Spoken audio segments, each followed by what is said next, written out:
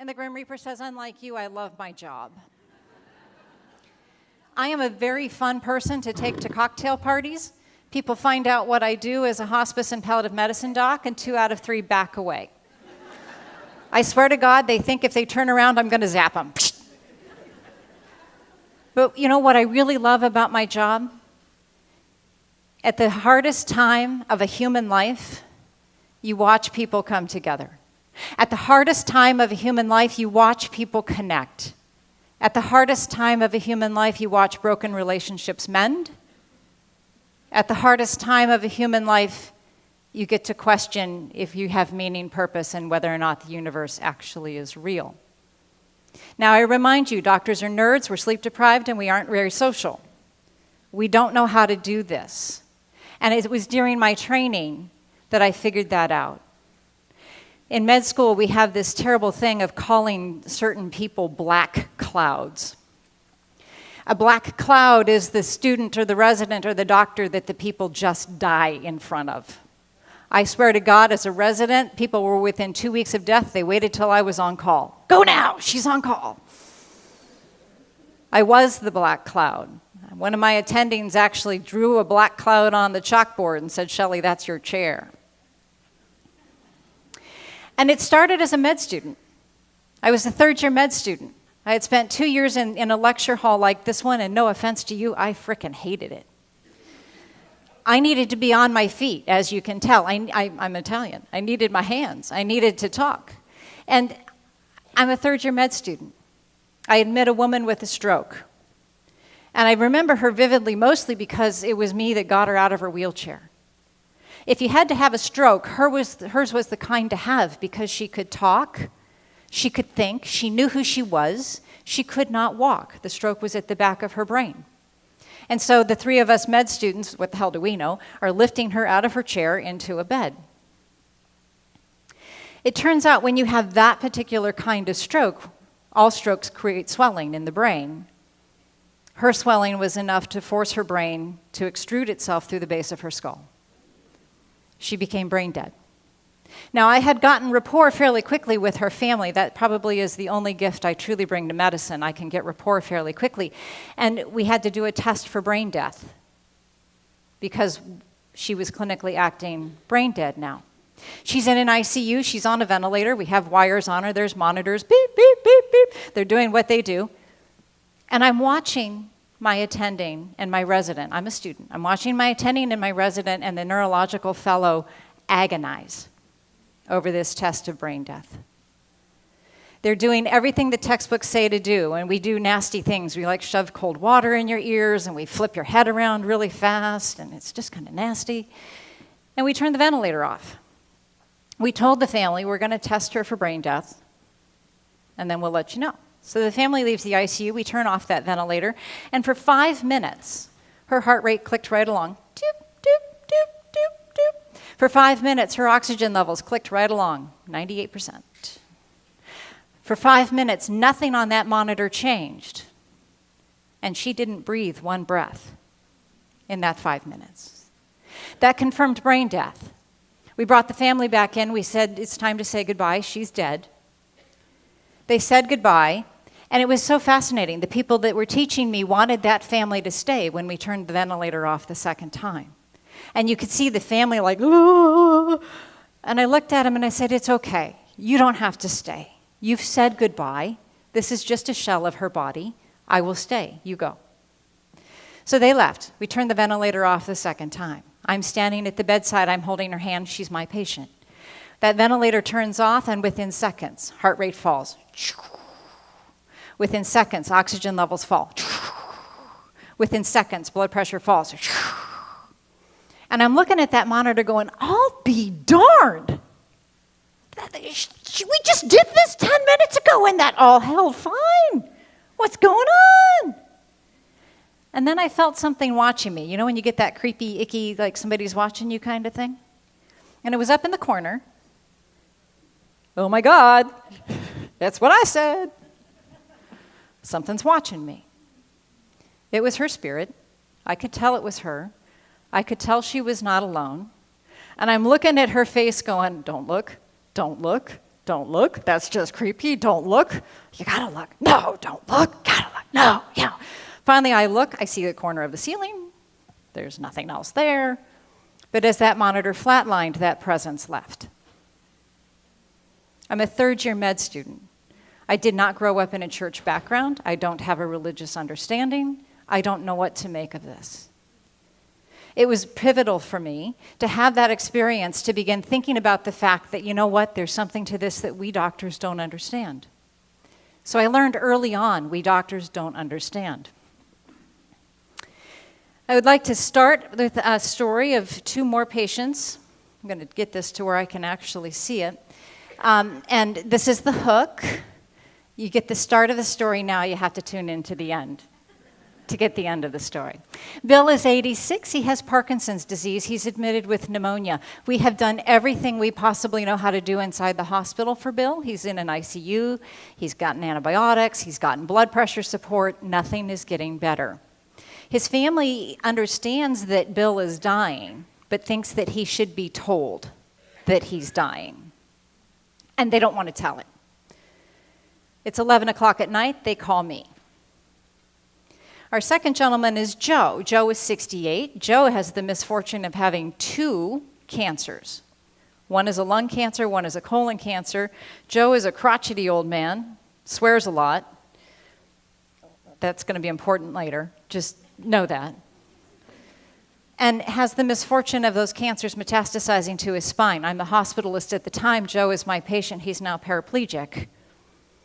And his family is having a bugger of a time coming together. Now, Joe, by the way, has a ginormous family.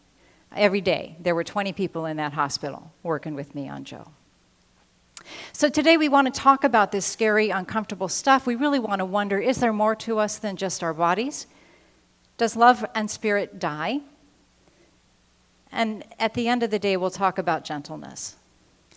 So, because we're doing the scary, yucky stuff first, I'm just prepping you. Part of the scary, yucky stuff is you have to play with me. This is the only time I'll really make you play with me, but you have to play and participate. So, we have to set the scene. The scene is you are decades from now. You're decades older. You can be as old as you want. Miss Eva, I think you know of somebody that's 124.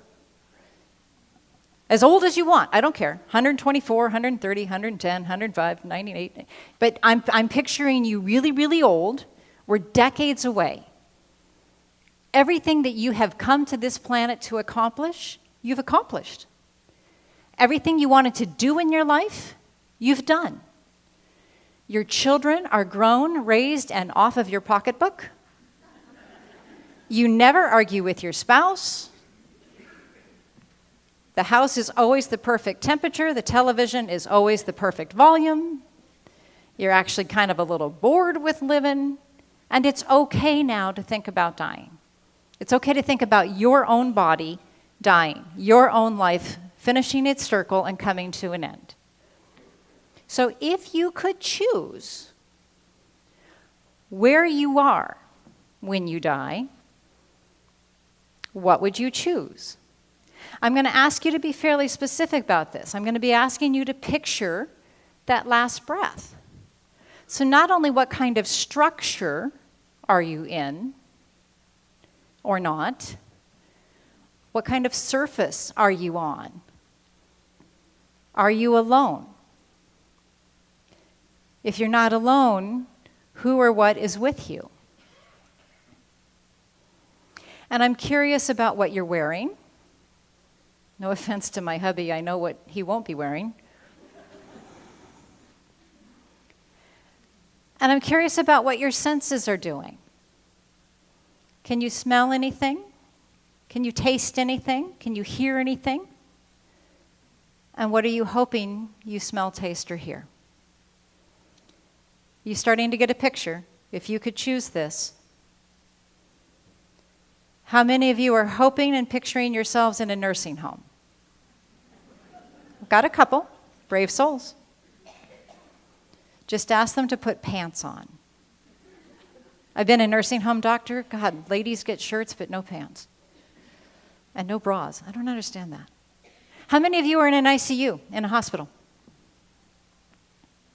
No one. Oh, there's one. Hi. Braver than I am. How many of you are in the hospital at all?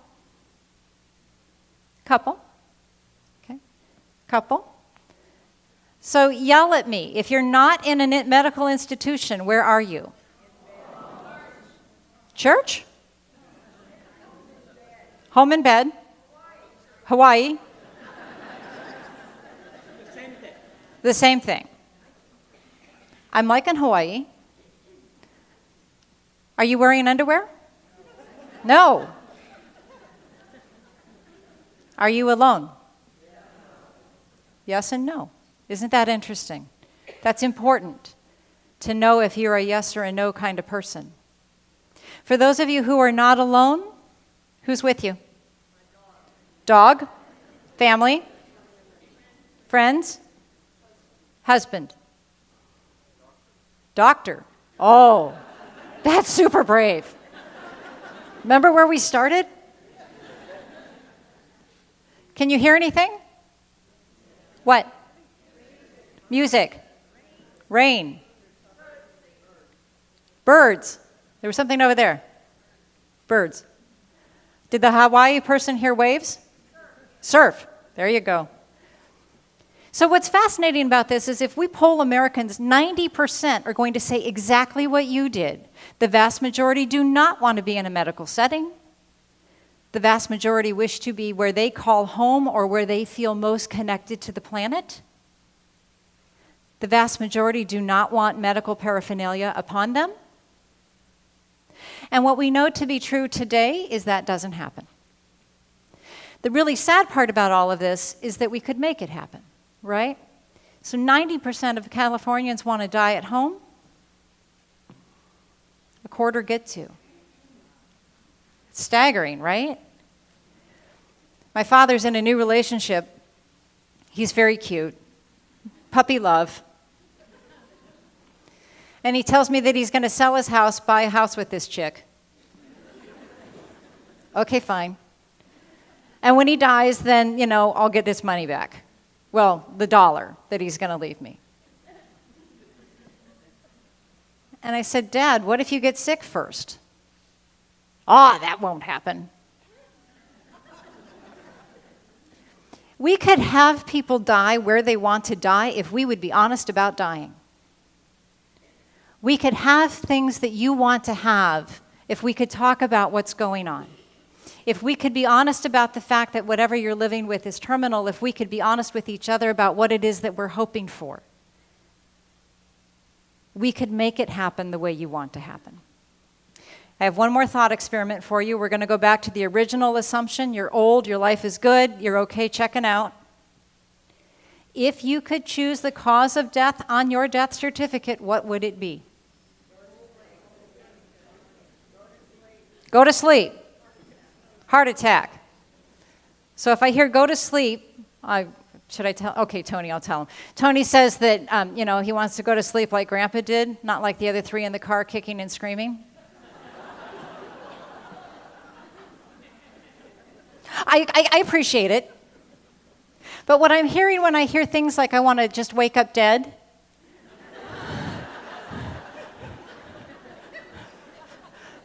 or have a heart attack, what I'm hearing is I want to be who I am. I want to have every function that I have today. I want to have my brain. I want to have the ability to wipe my tushy. Personally, that's my thing. If I can't wipe my tushy, I'm just not happy with any of you. And then when it's time for me to be dead, dead. That's sudden death. This is dramatic. This makes news. I believe this is much harder on families. You hear about this, right?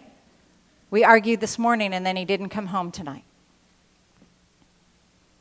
There's a number on that slide that says 10 to 15% of Americans. Want to venture what that means? That's how many get it.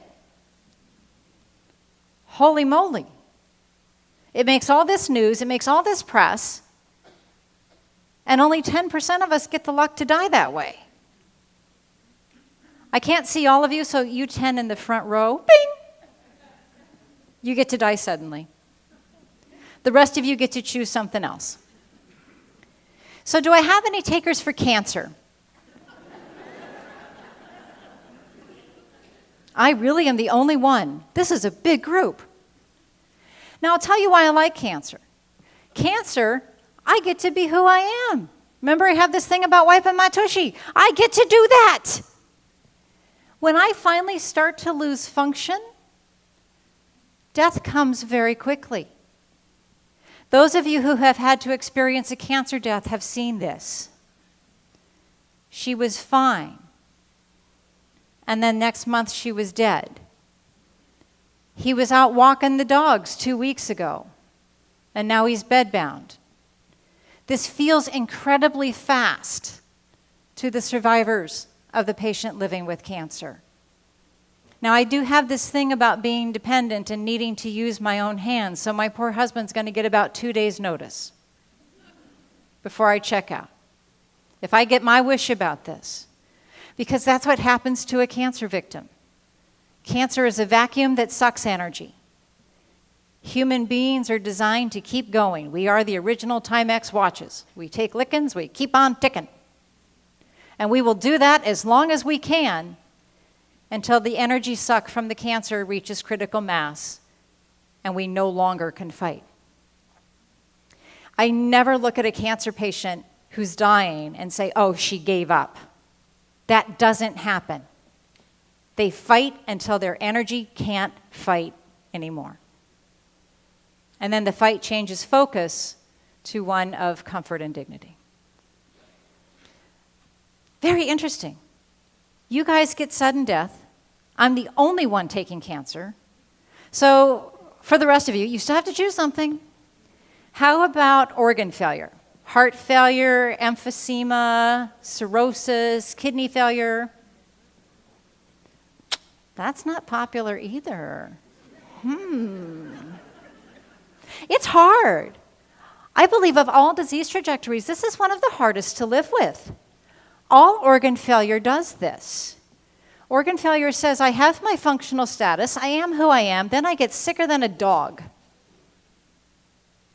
I rebound from being sicker than a dog, and God bless my doctors because they're conflict adverse and they don't know how to tell the truth. My doctors say, here, take this medicine, you'll be fine. I'm actually not fine. I never regained the baseline that I had before I got sicker than a dog. The longer I live with my organ failure, the more those exacerbations come, and the harder they get.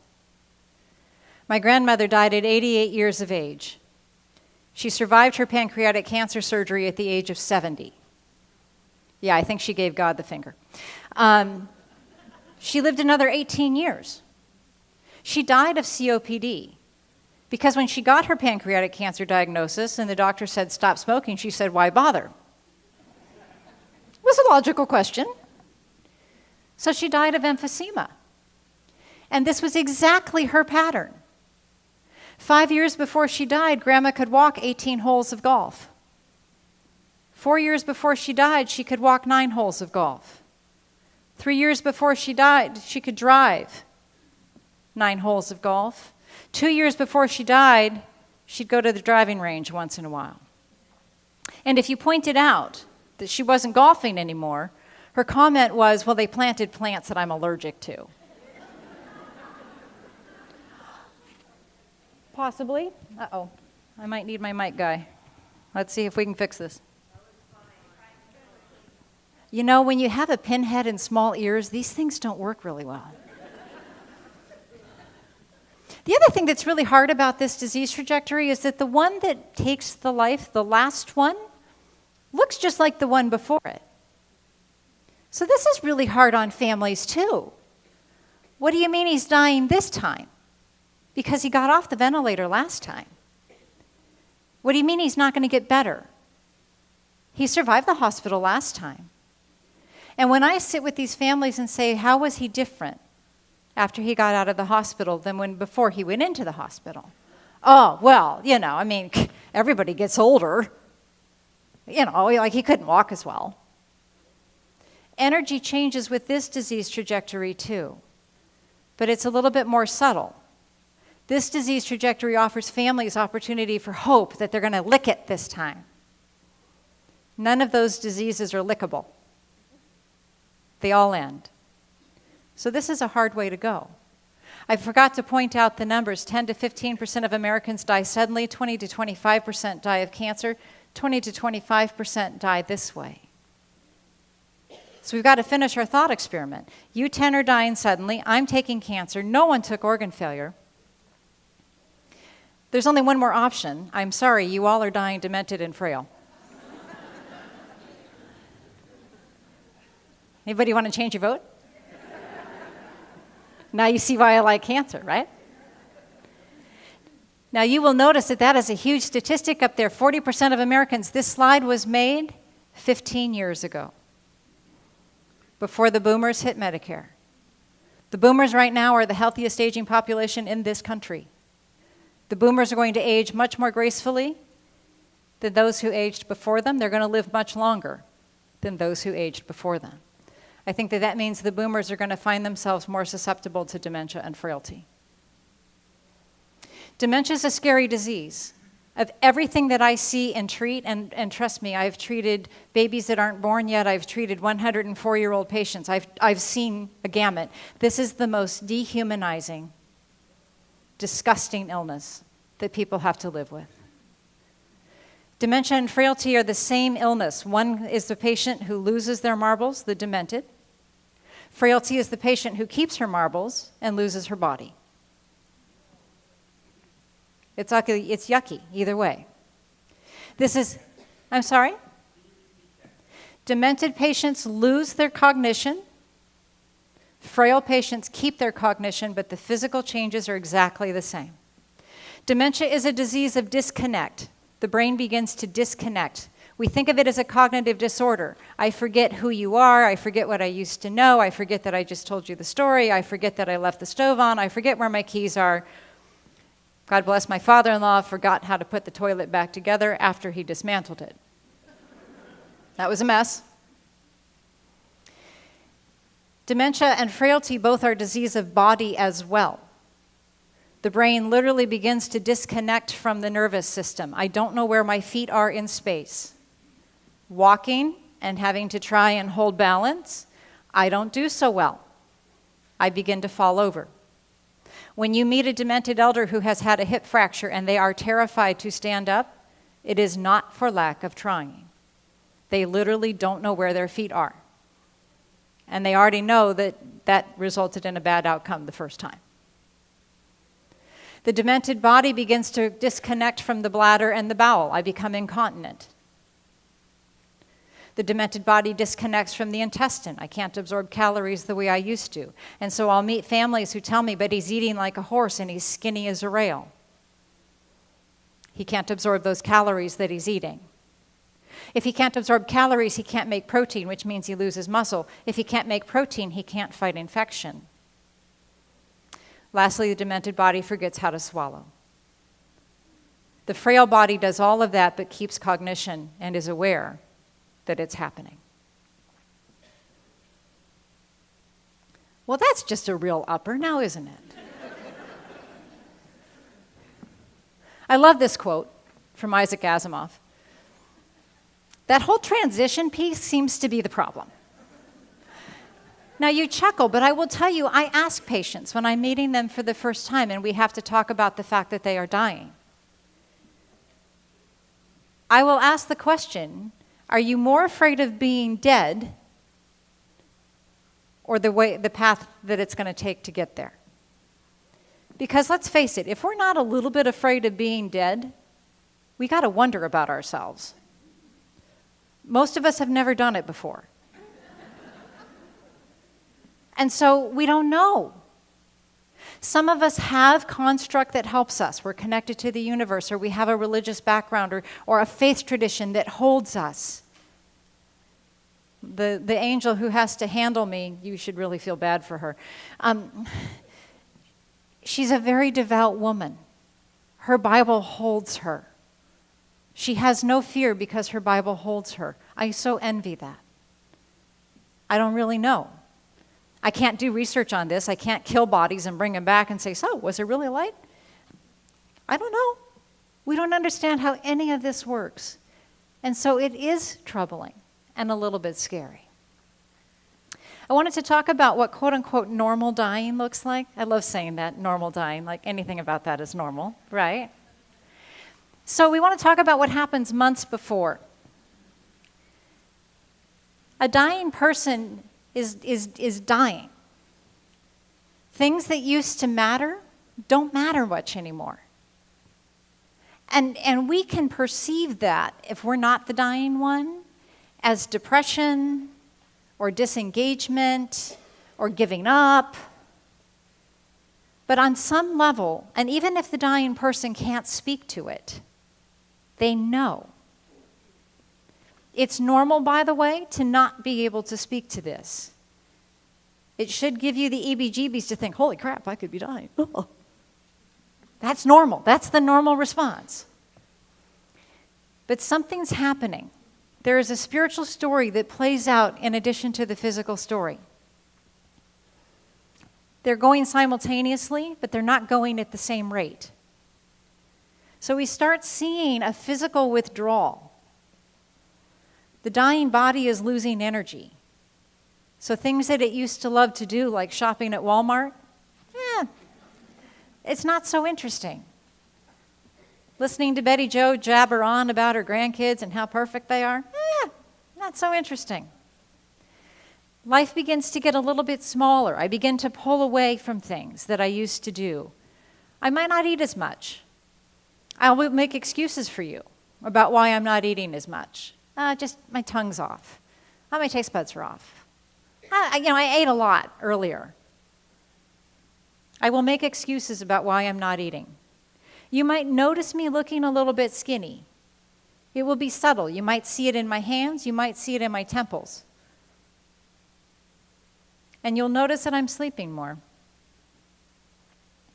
If you are taking care of a dying person, and we're going to talk a lot more about caregivers in the next hour, you really want to make sure that that disengagement is not a treatable depression.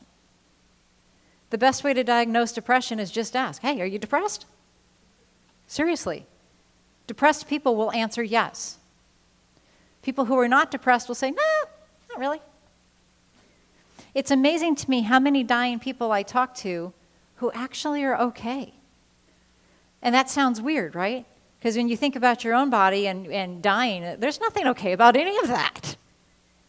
But something happens to a dying person, and they become okay. And they need us to start making peace that they actually are okay. We need to allow that person to have life be smaller, to offer favorite foods. This is not the time for the low-carb, gluten-free, low-fat. Oh, my God. I love meeting a 98-year-old that's trying to do that. I'm like, please, we put you on that diet at 48 to get you to 98. Eat whatever you want. Ice cream and eggs and steak are good. Go for it. And we have to begin, if we're the caregiver, watching someone die, or we're the family member, or we're a friend, we have to begin our own reconciliation. Many, many years ago, in that year of pulmonary fellowship that I did at Cedars-Sinai, I moonlighted because fellows make no money and LA is way expensive. So I had to moonlight to make money to pay rent. And I got called into a hospital to admit a 22-year-old who had fainted in the clinic. Turns out this 22-year-old was a lymphoma survivor and now was overwhelmingly septic with meningitis. I worked on this young woman all night, trying to keep her alive. Every medical show that you've watched where they say, "Code Blue," I did that all night. And by the way, there is no sex after Code Blues. That's only on Grey's Anatomy. At 6 in the morning, I had gotten into the hospital at 11. At 6 in the morning, I finally pronounced this young woman dead. And I went to her mama and I said, "Mama, I don't get it. I don't get it why God kept the 99-year-old down the hall that's screaming obscenities to everyone and took your kid. I don't get it." I must have looked like hell because Mama felt the need to console me, which I actually still really feel bad about that. And Mama looked at me and she said, "I think God takes the prettiest flowers first." So who am I to argue if God thinks that my daughter is that pretty of a flower? I, of course, burst into tears, and she had to give me many hugs so that I could get home. But she has stayed with me this 20-plus years because we all have to do our own reconciliation. And when we have someone we know and love who is dying, of course, that forces us to remember that we, too, are human, carbon-based, mortal forms. Weeks before the death, we see way more sleep than wakefulness. Now you can't deny that the appetite is going down. This is a dying body. We eat because we need calories to be vertical. We need calories to have energy to get up and do stuff.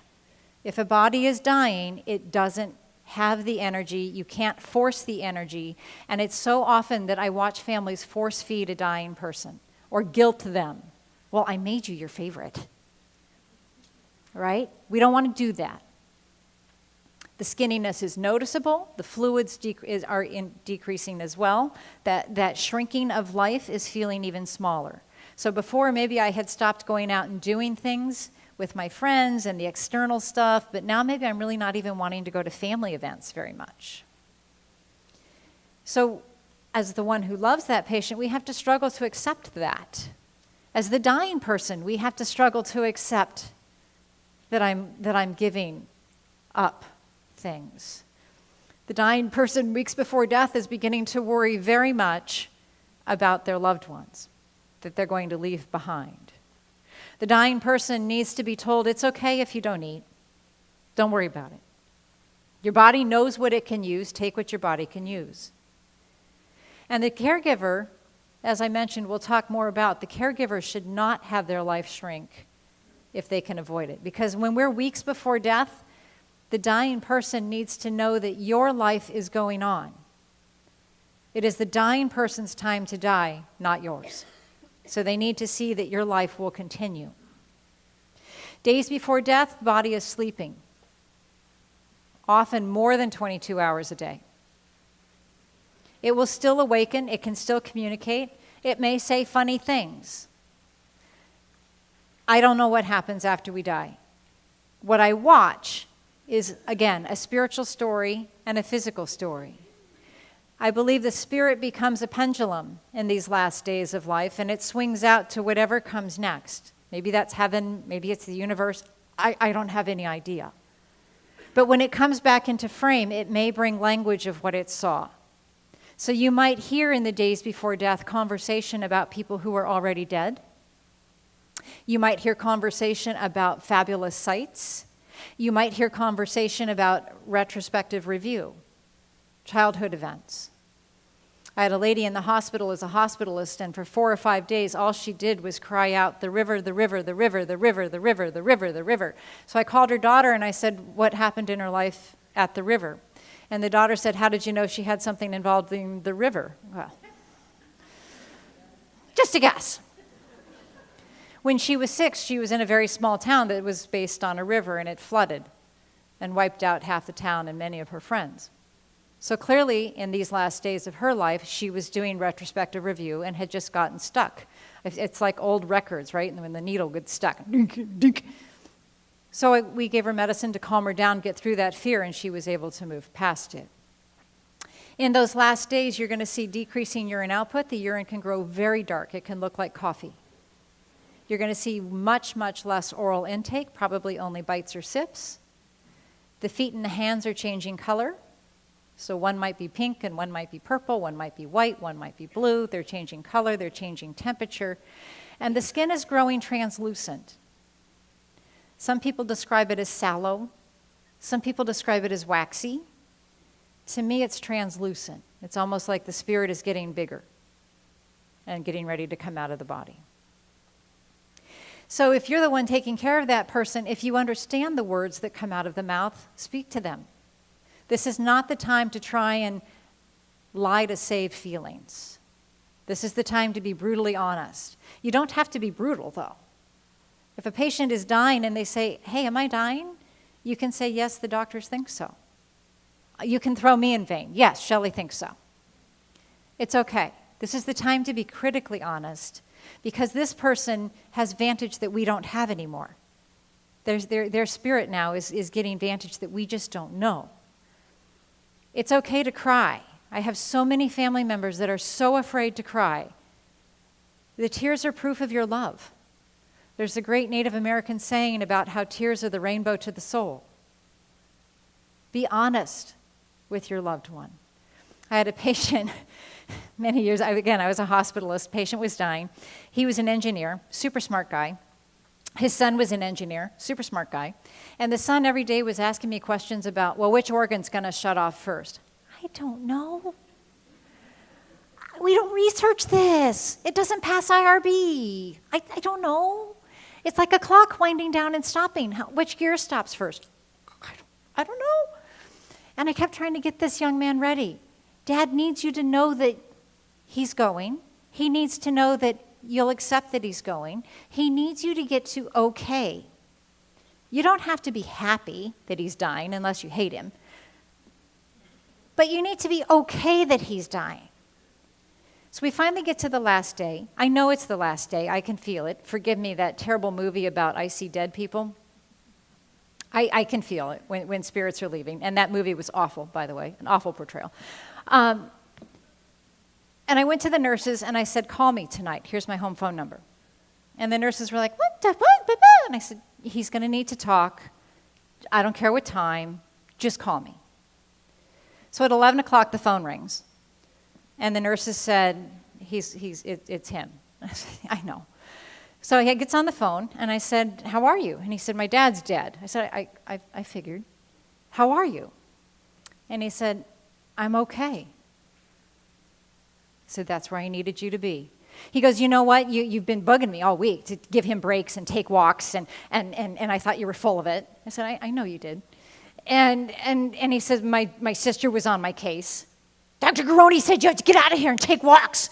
So finally, I just said, F it. Okay, F it. I'm going to go take a walk. And I said, what happened?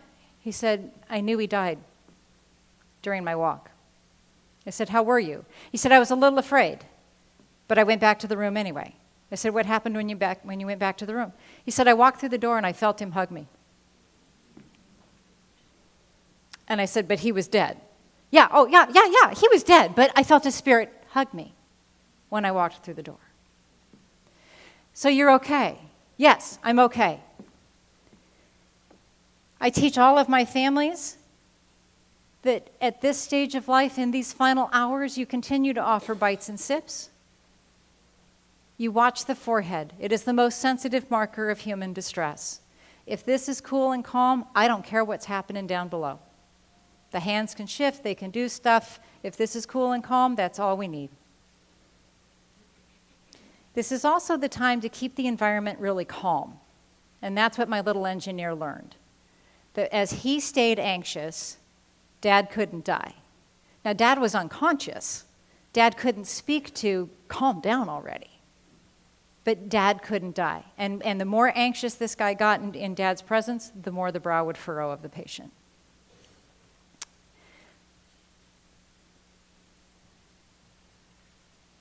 Okay, so that last little bit, coma is the most common thing. Coma just means sleep that you cannot awaken from. So even though the joke is terrible about dying in sleep, yes, most human beings actually do die in their sleep. You might see breathing patterns change. There's very commonly pauses in breathing. And there's a pattern that happens where the patient takes a big breath and a small breath and a small breath and a small breath and stops. And families are sitting there thinking, oh, this is it. That's not it. It's not the last pattern. It's just a pattern. And I see it within 24 hours of the death. Now there is no more urine output. And the way it feels to me is I picture my house at night with the lights on, and I start turning lights off in my mind. These final hours, the lights are turning off. So you recognize the body of your loved one, but it just begins to feel different and look different. Just before that last breath, you might see heavy breathing or panting. Interestingly enough, those who work in the neonatal and birthing worlds describe this as a labor, that there is a labor for the spirit to birth into what comes next. Sounds good. Again, I don't know. We treat the rattle. I have had only one family in my career that said, oh no, it's fine. He snores all the time like that. Most families are kind of grossed out by the rattle. I dry it up. If the patient is looking short of breath, I give opiates. If the patient is irpy and nauseous, I give nausea medicine. I expect a body to die peacefully in its sleep, and I will do anything in my power to make that happen. It is very critical, as you are on a death watch, that you take breaks. You have to. You have to take breaks. You know that the death has occurred when the body doesn't move anymore. The chest wall stops. Some people actually feel, as I did, a spirit leave. Some people don't feel like you're left out if you don't feel that.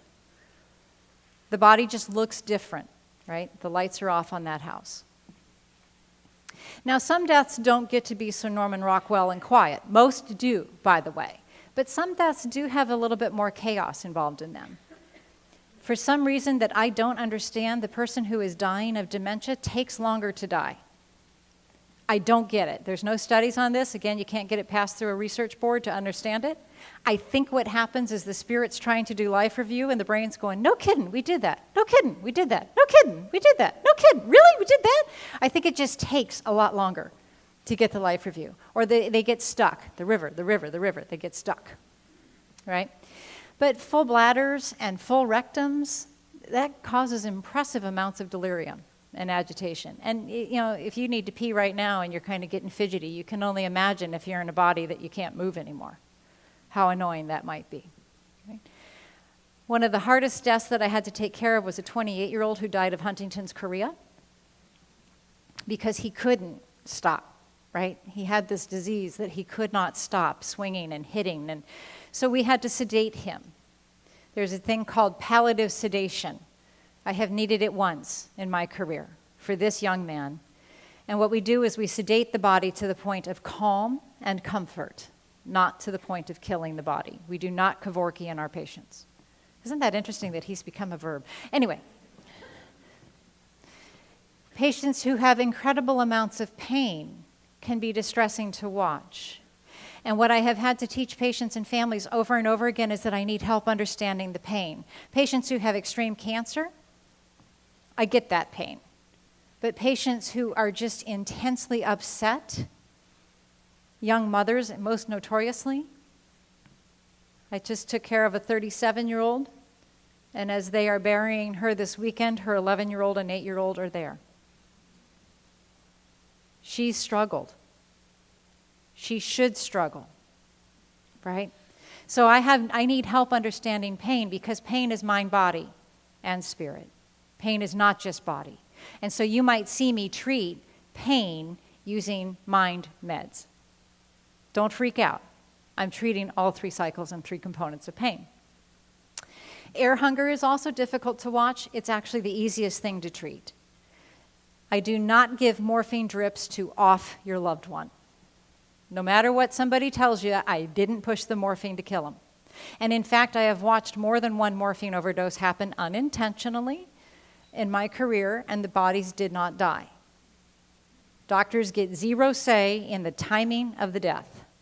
We just don't have that much power, much to the chagrin of many of my colleagues.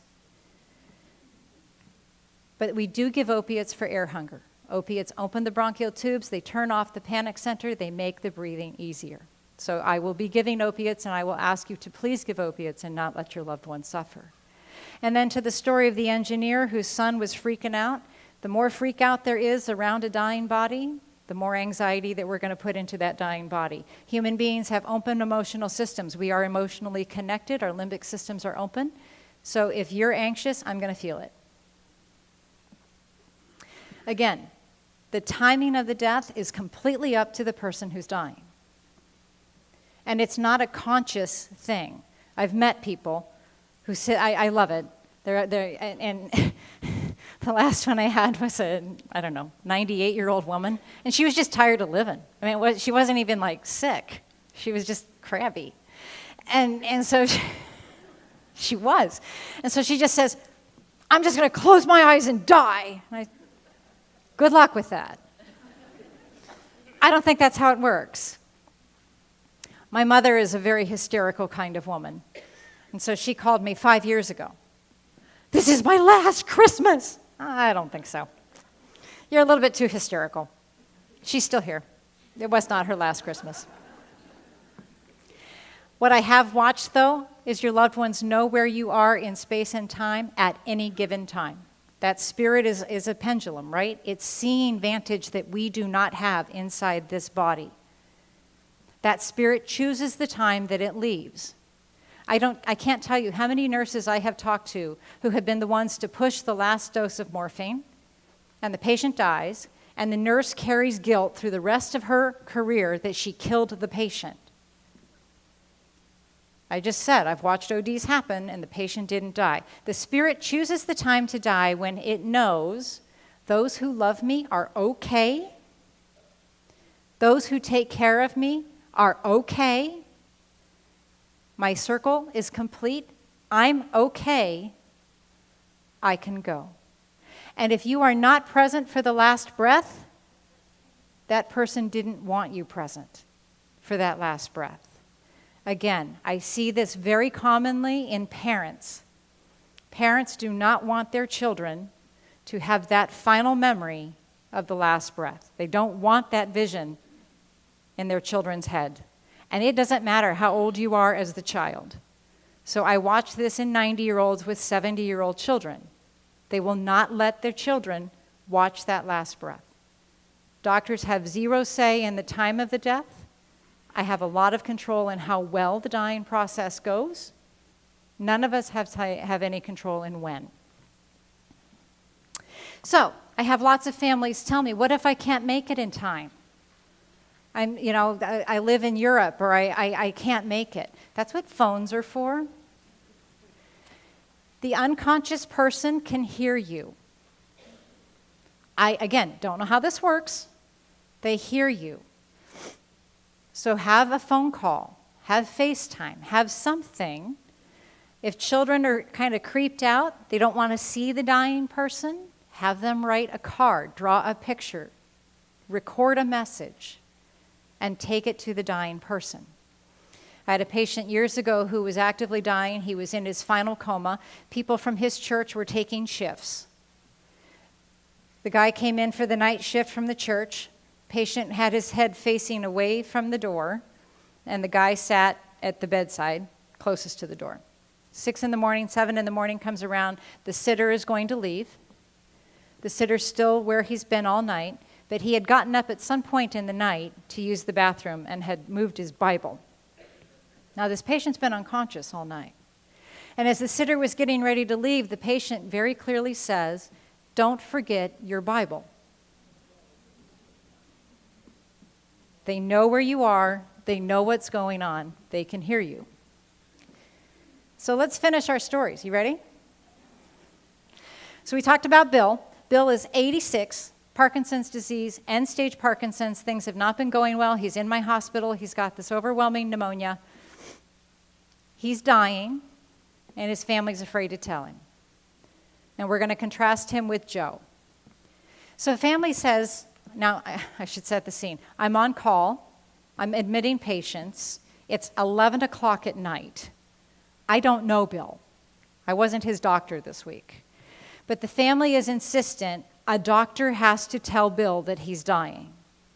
So the nurses called me and said, "Doc, could you come tell Bill that he's dying?"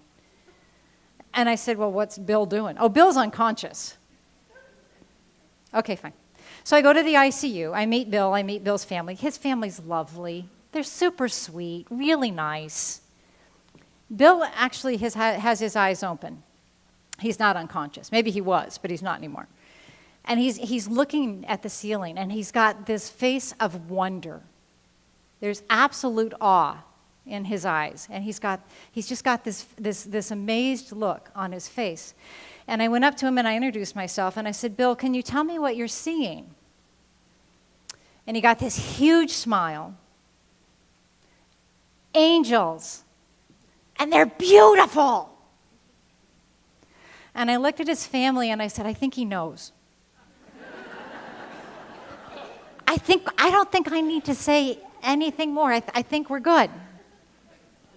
Now, Joe was a different guy, right? Joe was the 68-year-old, 2 cancers, had the misfortune of 2 primary cancers, metastasis, say that 3 times fast, to his spine. He's paralyzed. I've been taking care of Joe all week. He has a ginormous family, 20 people in that hospital every day. Joe has the gall to go unconscious on me. So now I have him in the ICU. I don't have any idea why this man's unconscious. And every day I'm working with the family. 2 cancers, paraplegia, unconscious. It's kind of bad. This is like, if we were going to say on levels of bad, this is pretty bad, pretty bad. So 2 or 3 days into this, the son looks at me, we're in the conference room, and he says, Doc, and I said, I just need to get us on a page. Whether he's dying in 3 days or 3 months, this is a dying man. And I let the family absorb that for a minute. And I said, so we've got to get a plan. And his son looks at me, and his son's super sweet, and his son says, Doc, I would take that from you. Like I'm dealing cards or something. Okay, fine. I would take that from you if I knew he knew he's dying. Can you wake him up and tell him?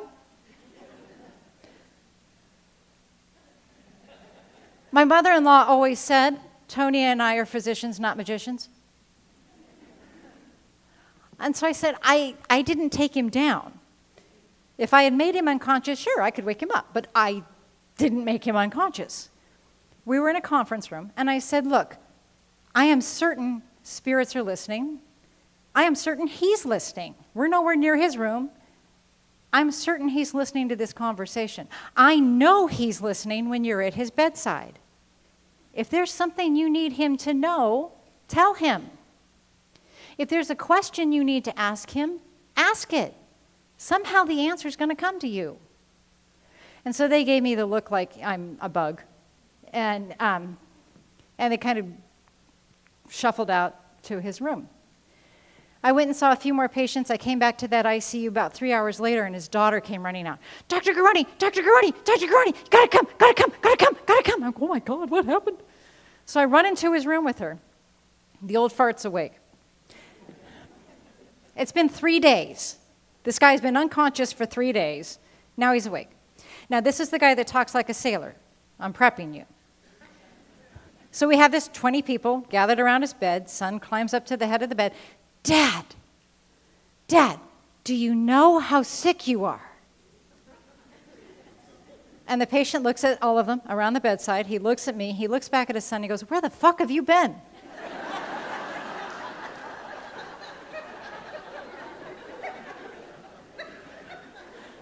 Have you not been listening to her? And the son looked at me like I put him up to this. I had nothing to do with this. You saw him unconscious like I did. He had been hearing, right? He had been hearing them and talking.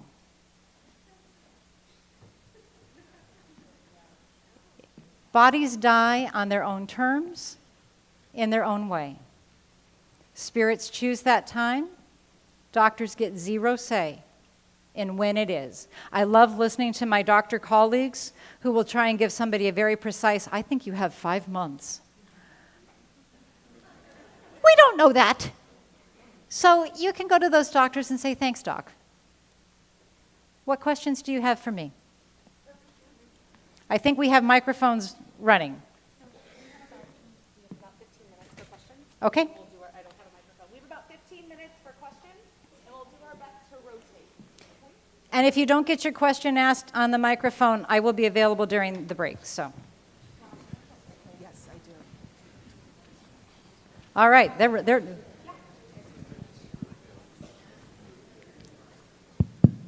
Hi. Hi. I think there's a fourth option that some friends of mine have chosen to self-select out of life. Can you talk to that? Are you talking about the medical option I'm talking about choosing to end my life. with suicide? Yes. Well, And the medically assisted one, or one you choose of your own? let's go with both.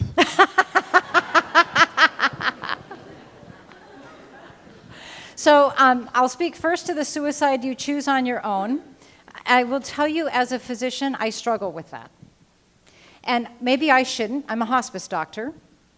I think why I struggle is I've watched too many people die, and the timing in which they die feels like it's not driven by consciousness. That could just be my defense mechanism. The other thing that I've watched with suicides that are not the medically assisted kind is families seem to have a harder time. And I think it has to be something that we have to think about the survivors and what are they going to think and need. The third thing about suicide that is not the medically assisted kind is it can negate life insurance. So if that's important, you've just got to know about that, right? That your life insurance policy may be negated. Now, the California End-of-Life Option Act is the medically assisted aid in dying. The California End-of-Life Option Act says that 2 physicians have to certify you as being terminally ill in the coming 6 months.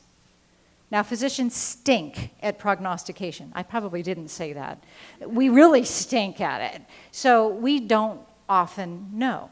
That's why 2 physicians have to weigh into that mix, because it's hard to guess, are we in the last 6 months? If 2 physicians say that you are in the last 6 months of your life, you are not depressed, you are not coerced, you can participate in the End-of-Life Option Act. The End-of-Life Option Act gives you lethal medication. It used to be secobarbital, which is an old drug. It was used in the prisons, actually.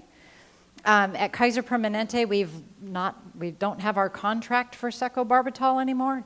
I don't know what happened with that. We tend to get the best contracts for drugs, but anyway. But we give you lethal doses of medication. Now, this option it has to be self-ingested, so somebody can't give you the medication. If somebody else gives you the medication, it's murder. So you have to have self-ingestion, and this is intentional poisoning of the body to end life, which means you're going to throw it up. So we actually have to give you nausea medicines an hour before you ingest the medication. But you are correct, it's an option. I think that it's one that I just don't have a lot of comfort with.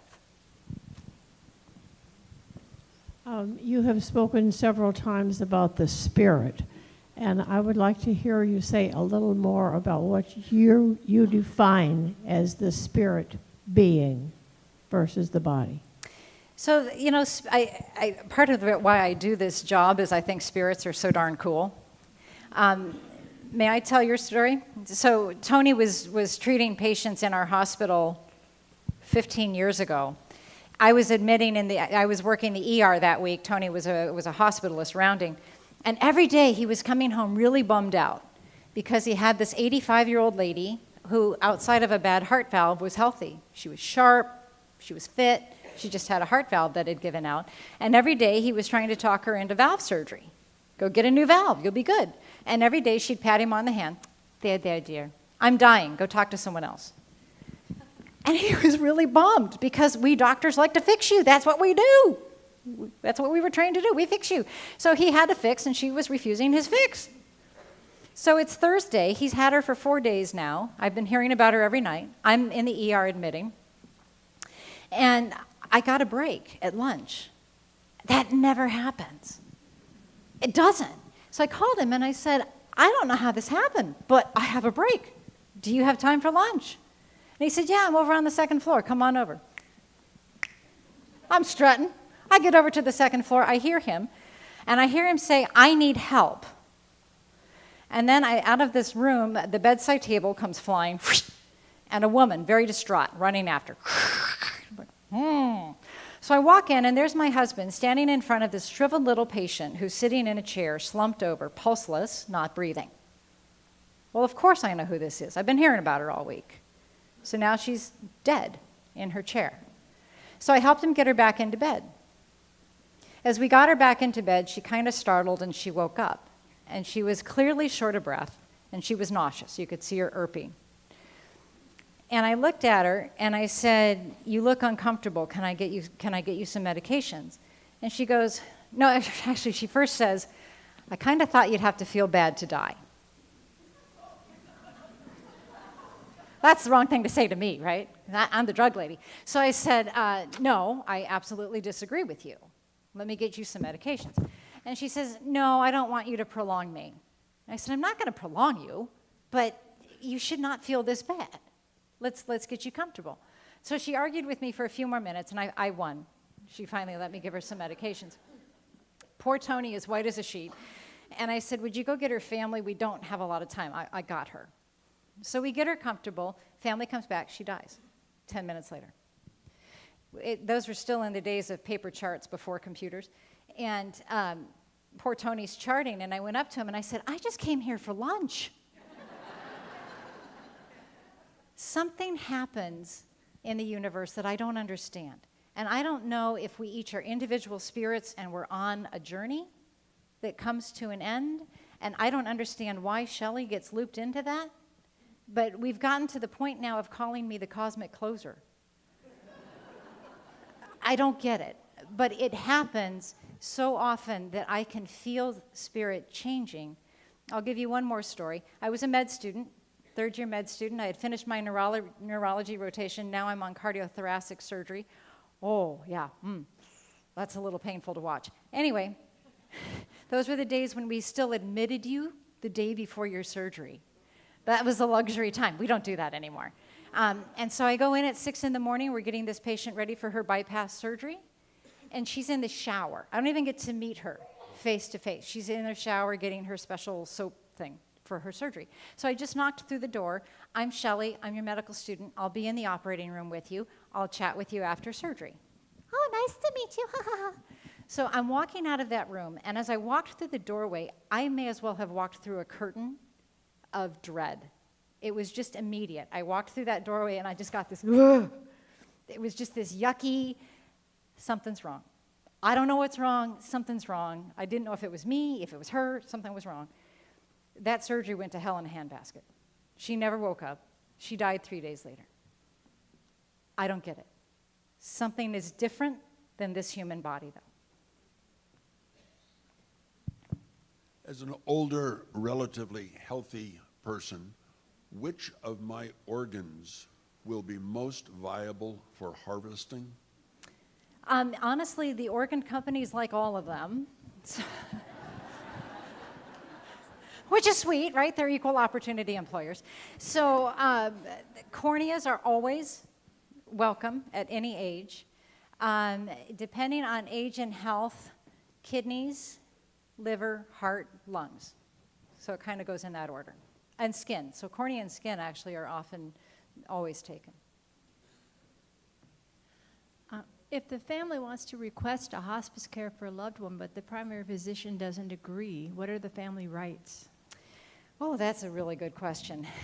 So if the family and the patient want hospice, you get a new doctor. And again, doctors are conflict adverse. We don't know how to talk about death and dying. You would think that we get trained on this stuff. Everything that I have shared with you this morning is OJT.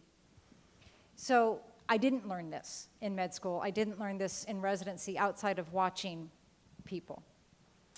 If the family wants hospice and the patient doesn't, that's more complicated. Tony and I have both had families that will look at the patient and say, no, you know you're dying, right? And I think they just didn't really like each other. So it's important, and for me, everything comes down to informed consent. Do patient and family understand what they're living with? Do they understand treatment options? Do they understand the consequences of those options? And what is their goal? And if the goal is, so for example, I was just texting, driving down here with a friend. Friend's sister has this horrible cancer that's like eaten her scalp. It's kind of yucky. They sent me pictures, which was really lovely, at 7 in the morning. Don't recommend it. She doesn't understand. The patient herself doesn't understand that this cancer is fatal. And so that conversation has to happen first. But what they tell me about her is she's a recluse. She doesn't want people in her life. She doesn't want people around. So if we're thinking about radiation and chemo and a big deal treatment for a patient that wouldn't choose that, then we've got to have a different conversation.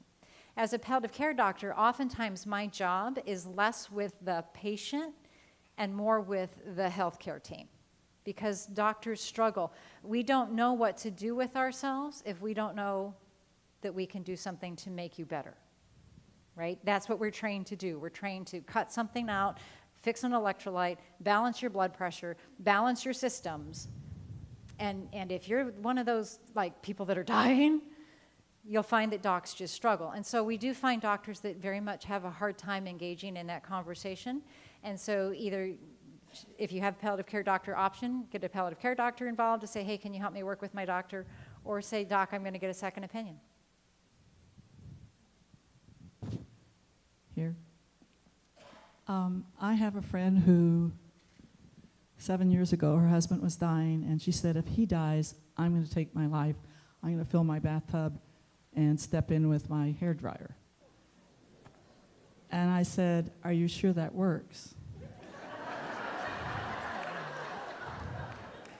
Good question. And I don't know if it does. Did I she thought- try it? No, Oh, good. because he's still living. Now she's dying. She's had, she now has pancreatic cancer, but she's been fighting one other disease for 20 years. And now she's trying to decide if she's going to do the right to die The end of life or option? stop hydrating. And again, I think, is there pain to stop hydrating? I don't know. Versus the right to die, which she wants to give her husband time to think about that. So is there pain to not hydrating? You know, there really doesn't seem to be pain in people who don't hydrate. It's interesting to me because again, there's that spiritual story playing. And so the conscious body says, I'm going to stop drinking. If the spirit isn't quite there yet, and it may not be because husband's not quite ready yet, she might stop drinking, get really wicked thirsty and kind of crabby and a little bit headachy and start drinking again. But we don't, you know, what we find when bodies are naturally dying and they naturally stop drinking, there is not thirst that's associated with that. And an actively dying body that has thirst that is quelched by a sponge on the tongue with liquid of choice. It's not needing to gulp and gulp and gulp water. I have several patients right now, and the families are struggling. They just aren't able to comprehend and allow this loved one of theirs to die. And so they keep pushing IV fluids. And what happens with the IV fluids is they don't stay in the vein because the body's dying. They leak out of the vein, and they leak into whatever's down, right? So if the body's down, the tushy gets wet. But they also leak into the belly and the chest. And so we actually begin to get people very short of breath and nauseous. Is it very common for you to see in disappointing ways, such as children who are actually doctors or clergy or counselors themselves deal in a way with their parents' death, even though in a very different way than maybe they might counsel others? So do those who in the know, when they have to go through it, behave like everybody else? You know, when someone we love is dying, yeah, it's interesting. And what's interesting is, again, it doesn't matter what age you are. So I've watched parents who are in their late 90s dying, and so this child at the bedside is 70 and devastated that their parent is dying. And the second parent dying seems to be much harder than the first. It doesn't matter how old we are still that person's child. And when the second parent dies, there's an orphan feeling that comes. It's very interesting. So what I find is folks who are engaged and in some knowledge, even this kind of knowledge, helps to be able to cope with the emotion. So I feel like we have this logical thinking brain, and then we have the emotional side of ourselves, and you have to go through the emotion. It's like taking your car through the car wash. You have to get through it, and that seems to go a little bit smoother for folks who have some backing and some knowledge. I see the doors are open. I think it is stretch time, so please help yourself to refreshments and bathrooms.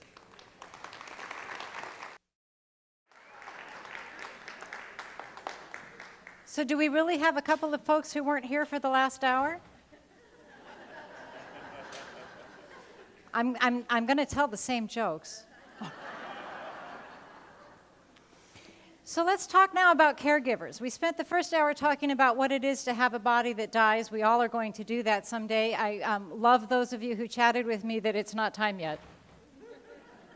I am the cosmic closer, but usually at events like this, I'm not in that role. You should all be fine. There's no need to fear. But I would like to touch on caregivers, because what I have found in my career, and again, everything that we've talked about this morning is on-the-job training, but what I have found in my career is that my caregivers make the difference. So when I have a patient that's dying, my first and foremost responsibility is to get my patient comfortable. I actually can do that pretty quickly. My husband and I both know that our meds are good. We have really nice drugs. They work fast. I can get a dying body physically comfortable. And then my focus shifts.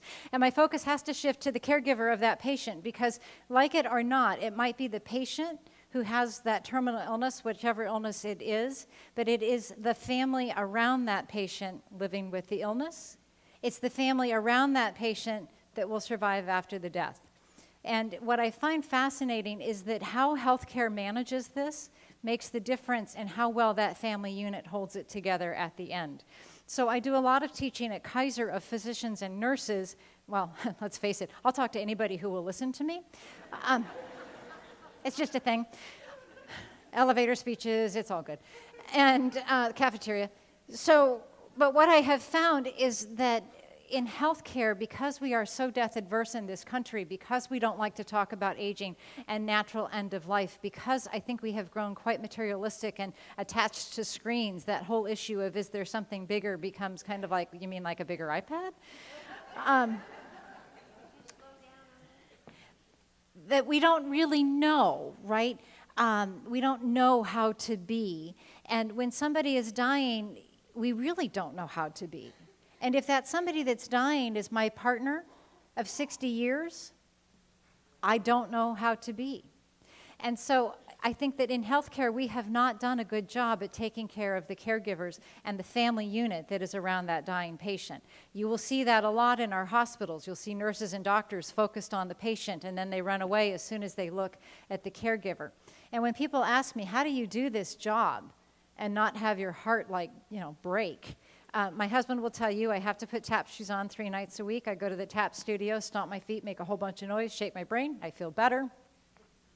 But honestly, it is the caregivers and the family. If any patient makes me cry, it is the family that makes me cry. One of my favorite patients came into my hospital, and he came in with neck pain. He had just had surgery 2 weeks prior. He had had a carpal tunnel surgery and some kind of funky elbow surgery. There's an orthopedist in the room. I'll ask you later. And he came into my hospital with this neck pain, and we discovered over the course of the next 3 days that the neck pain was his massively yucky, bad cancer. That's why he had carpal tunnel and elbow problems in the first place, was that massively yucky, bad, nasty cancer up in his neck. And he was going to die of this. And he was going downhill very quickly, and every day he called me the bad news kid. I was much younger at the time. And he would say, well, what's the bad news for me today, doc? So we finally got everything settled, and we understood what was going on. We understood that he was going to die. And he said, can I see my dogs again? And I said, tell me about your dogs. And he said, well, I have St. Bernards. So I'm trying to figure out how I'm going to ask for forgiveness after this one from the hospital leadership. But I called his wife, and I said, bring the dogs. We'll figure it out. I'll bundle him up in a wheelchair, and call me on your way down. We'll go out into the grass in front of the hospital and play with the dogs. So 3 hours go by. I have not heard from his wife, and now I'm getting kind of anxious. So I go into his room, and of course he's in the 1-2 bedroom of that floor, and I hear and I walk in, and I kid you not, there is 500 pounds of dog. This woman had managed to smuggle in 2 St. Bernards and a German Shepherd that was bigger than a horse. And I looked at the roommate and I said, are you okay? He was like, this is so cool. And the nurse walks in, and the nurse is beside herself. This is an infection control nightmare. It's dog spit. It's cleaner than human spit. Yeah, they're drooly, they're Bernards. I don't know what to tell you. So he was able to renew his vows in that room that afternoon with his dogs and his wife. That made me cry. That he was dying didn't make me cry. That the dogs had to live without him. So it's the caregivers that I worry about. Let's talk about caregivers. As we did before, we're going to start with 2 stories. You have to tune in to the end of the talk if you want the end of the stories. Anne is 59. I met Anne many years ago. She was diagnosed with lung cancer that was metastatic at the time of diagnosis. Metastatic means it has spread beyond the lungs, and I believe hers was in her bones. She presented to the hospital 1 month to the day after that diagnosis was made, and she presented with white clot syndrome. For you physicians in the room, I challenge you to know what that is. It's an esoteric internal medicine diagnosis that I've seen once in my career, this 2 decades ago.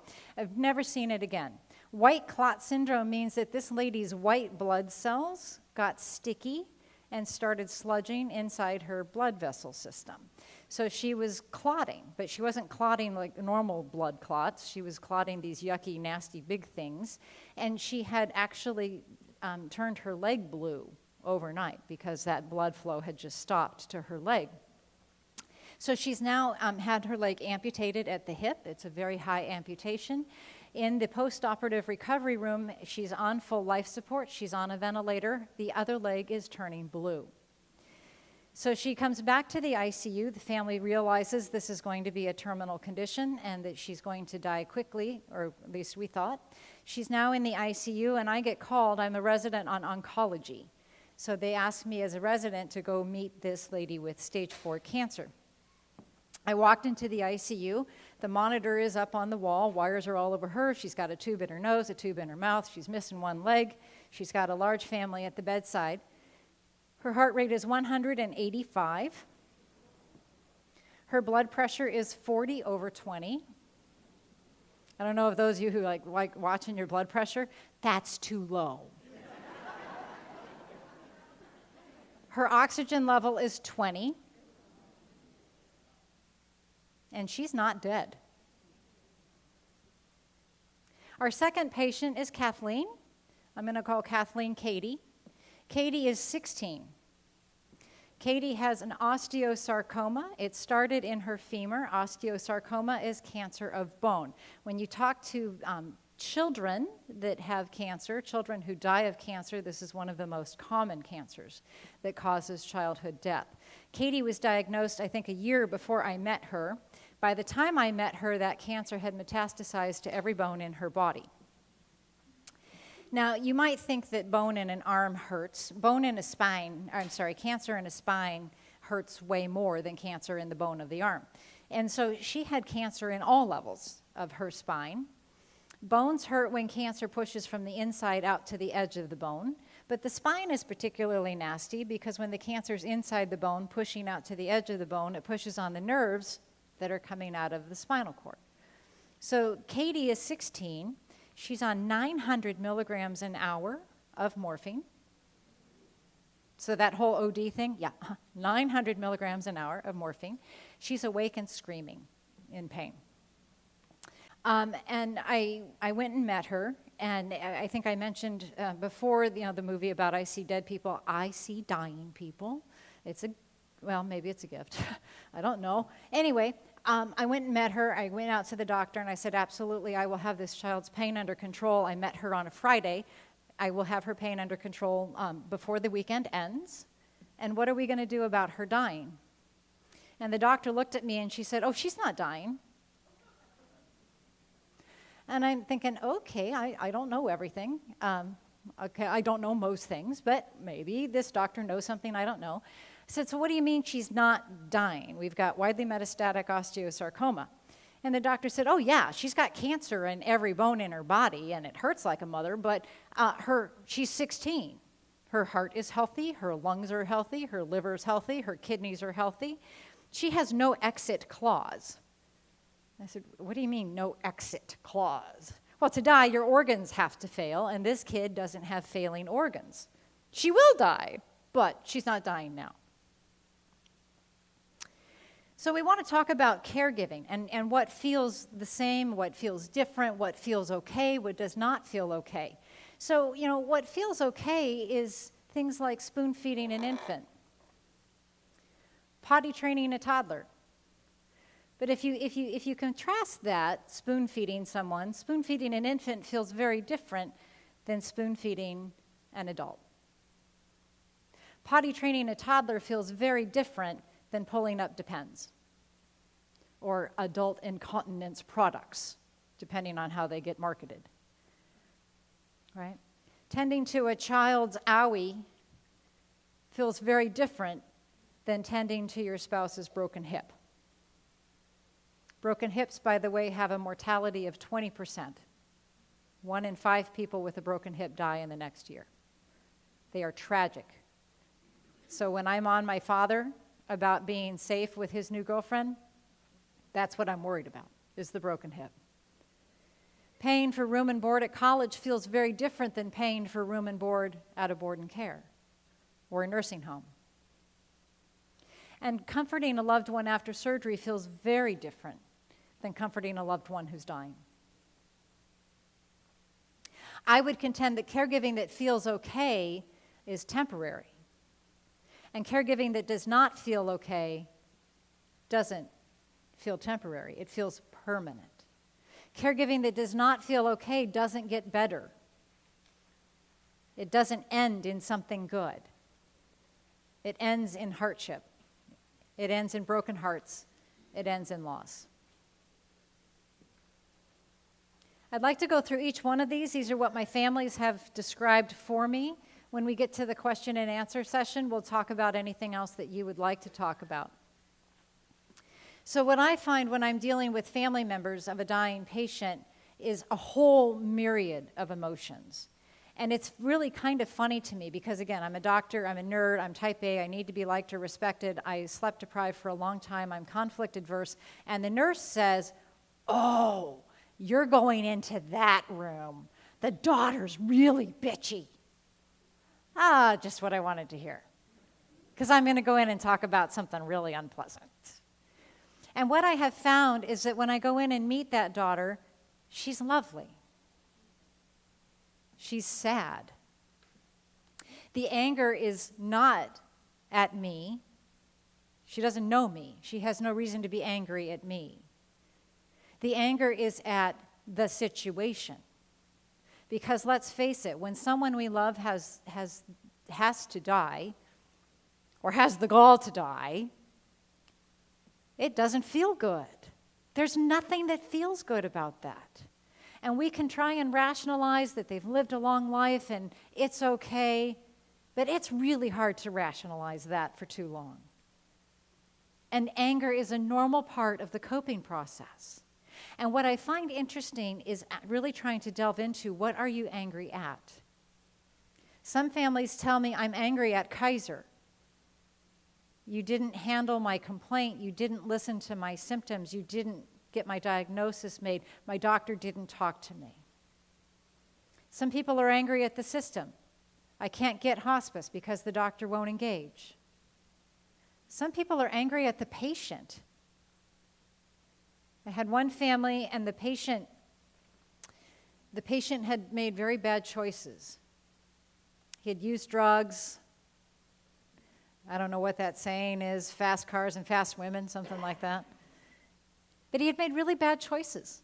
Now he's in his 50s and he's dying as a consequence of getting all of the viruses from all of those bad choices.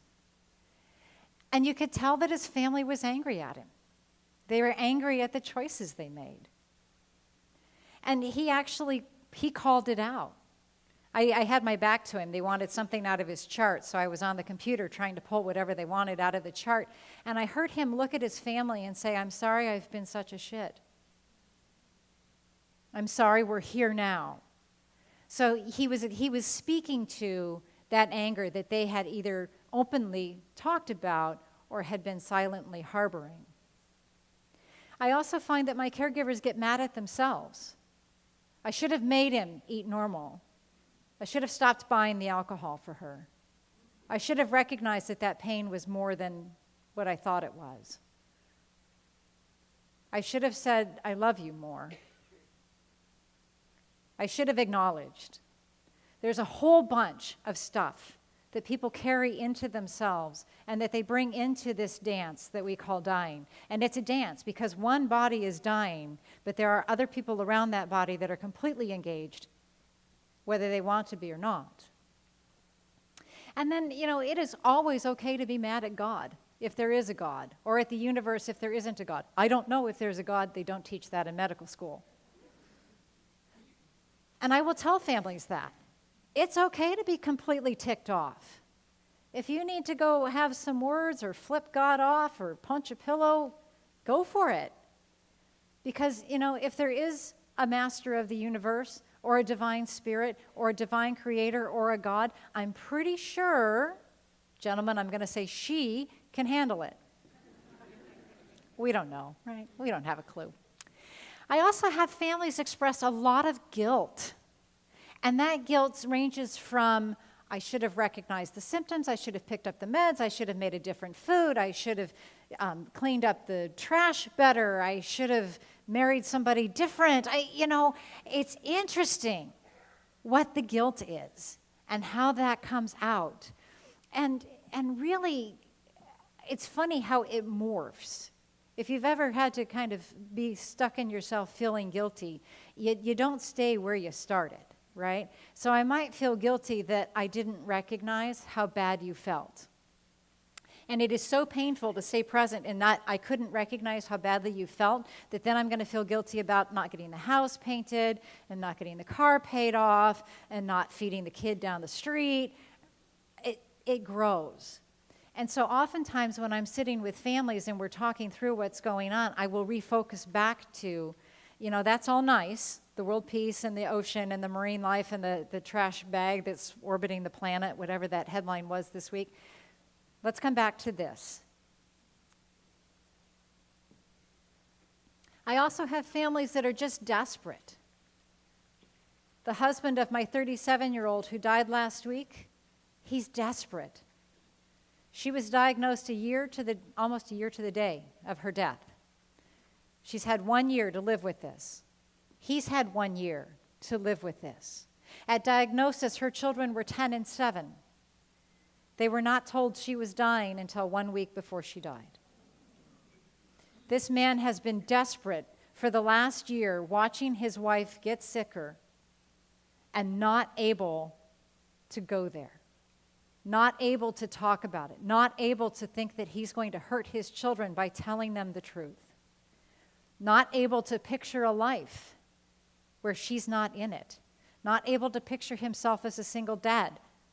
He can't get there. I can't fault him. I'm not sure I could get there. That's overwhelming. I tease with Tony all the time. If he's not in the house, the television's not on. I can't turn it on. I can't. There's 3 frickin' remotes. I don't know what they do. I read a book. I can handle pages. Families are desperate because life as I know it is changing. There was that fascinating question about adult children who might have some wisdom in this. And is it easier when the person is older? It's actually not. The longer we live with somebody in our lives, the more we can't picture our life without that person. It's harder. The longer we've been in relationship, when that relationship now is changing and altering to something different, we don't know how to be. And this whole thing about being a caregiver, and this whole place of desperation forces us into that really dark hole that we are mortal. I too will be sick someday. Do I have thoughts about what happens after I die? Do I have belief or faith that supports me? Because if I don't, if I truly think there's just nothing out there, this whole life, this is all there is, and now you have the gall to die, and I have to go back to this is all there is, well, how is that okay? Especially if you happen to be young, or you were just doing this super cool, way new project that was going to change the world, and now you can't finish it. How is that okay? Of course I'm desperate, because I don't know how to be. And that's what I find most commonly with my caregivers. I don't know how to be. I've had my whole picture of who I am and how I'm sorted on this planet based on my relationship with you, and now you're dying, and I don't know how to be. Which means then I get really frustrated. I don't know how to be. I can't picture this new life. My whole world has been turned upside down. The lights are all off. I can't feel my way through. I can't see my path. And, well, I'm a woman that happens to have control issues. You think I'm not going to be a little frustrated? I'm going to be really frustrated. And so we doctors hear that. There has to be something more you can do. I have a 57-year-old patient right now who's dying of pancreatic cancer. His daughter cannot get there. He knows it. He knows he feels terrible. And he knows she can't get there. So as a dad who's protecting his kid, he's going to do whatever she says, because he knows she can't get there. So when she drags him out of bed into my infusion center twice a week to get IV fluids because he can't drink anymore, he lets her. She's frustrated with me because I'm the one that says this will not last forever. We have to have another plan for the day that you can't get him out of bed. That day is coming. And she gets frustrated with me and says, I don't want to talk to you about that. And she's very sweet. She always is very respectful. So she's not even yelling at me. It might be easier if she was yelling at me. But instead I get this, Dr. Garoni, I just can't talk about that. Dr. Garoni, can you just book him for some more fluids? And Dr. Garoni on the other side of that is looking at her infusion center and her nurses in that infusion center who are pumping fluids into this man that feels horrible, would much rather be in a bed and be home. And everybody gets frustrated, right?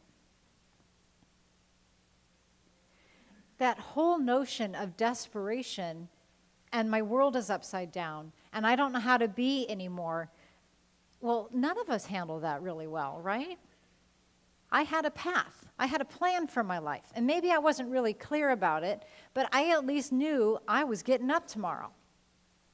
I had a plan on my calendar. I was going to mini medical school.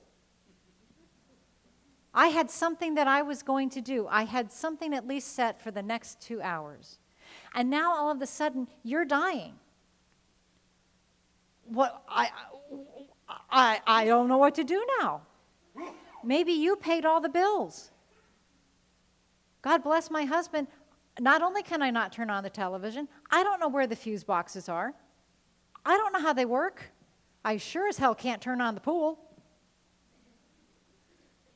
And I can't find his notes in the checkbook because they talk about the color of the guy's shirt, but I don't know what he paid for.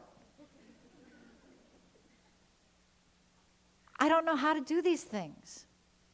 And so one of the things that I really don't like about sudden death is I don't get the chance to learn either. But if I have the opportunity to be sick before I die, and we could be honest about that, you might help me. You might help me learn the things that I need to learn, to know the passcodes, to know what account pays what bill, to be able to continue life because it is my time to die, not yours, right? And then there's just nothing happy about any of this. And again, we're humans. We try to rationalize. Oh, she was in such horrible pain. At least she's free now. And that helps a little bit, but it doesn't help completely. Because let's face it, we're human. And most humans have intact emotional systems. Even those of us with broken emotional systems still hurt. And hurt is something that you just have to live with. We can't temporize it. We can't dull it. We can't make it go faster. It goes at the rate that it goes. I had another 57-year-old die of pancreatic cancer mid last year. I had met him 7 months before he died. He worked at a college like this one. He was the budget guy. He was liked despite that. And he worked until 6 weeks before he died. And he struggled to tell people at work because they all got so sad. And he didn't like making people sad. And so he and I did a lot of talking about the sadness as part of the condition. It's proof that they love you. It's proof that you matter. Their hearts break open. They won't fall apart. And those who are threatening to fall apart, we're going to talk to. We're going to catch. We're going to do as much as we can to hold them together. But it is overwhelmingly sad. And it, again, doesn't matter what age this occurs.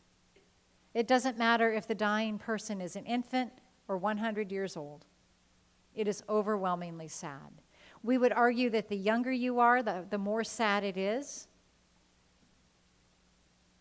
But it's sad regardless. And it's interesting to me, in the wake of that sadness, I talked to lots of survivors and family members about, they're acting like nothing's going on in the world. My friend just went out shopping. Well, your friend needed groceries. I know, but how dare she have the gall to just go shopping while my heart's broken here? That's normal. That's a normal response. That's a normal response. And then there is just, frankly, abject terror. If you and I have been in a relationship for a really long time and now you're dying, my whole life is changing. And we could argue that it's not changing that much. I'm still going to get up tomorrow, and I'm still going to go to work, and I'm still going to figure out maybe how to turn on the TV, and I'm going to feed the cats, and I'm going to drive my car, and I'm going to put gas in my car. But my husband is my best friend. If he wasn't there, I don't know.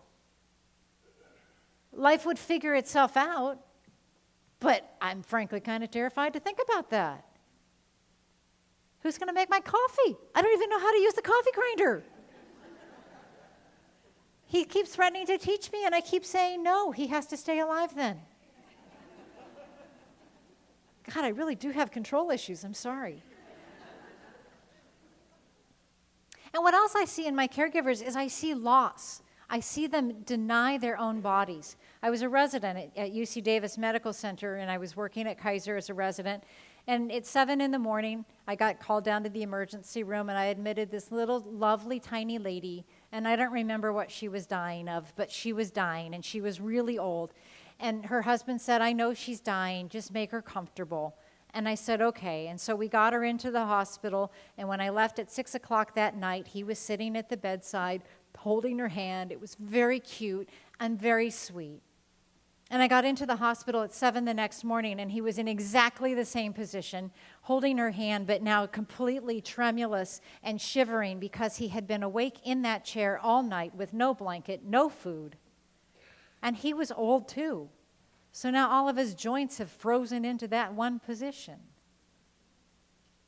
And I said, why didn't you say something?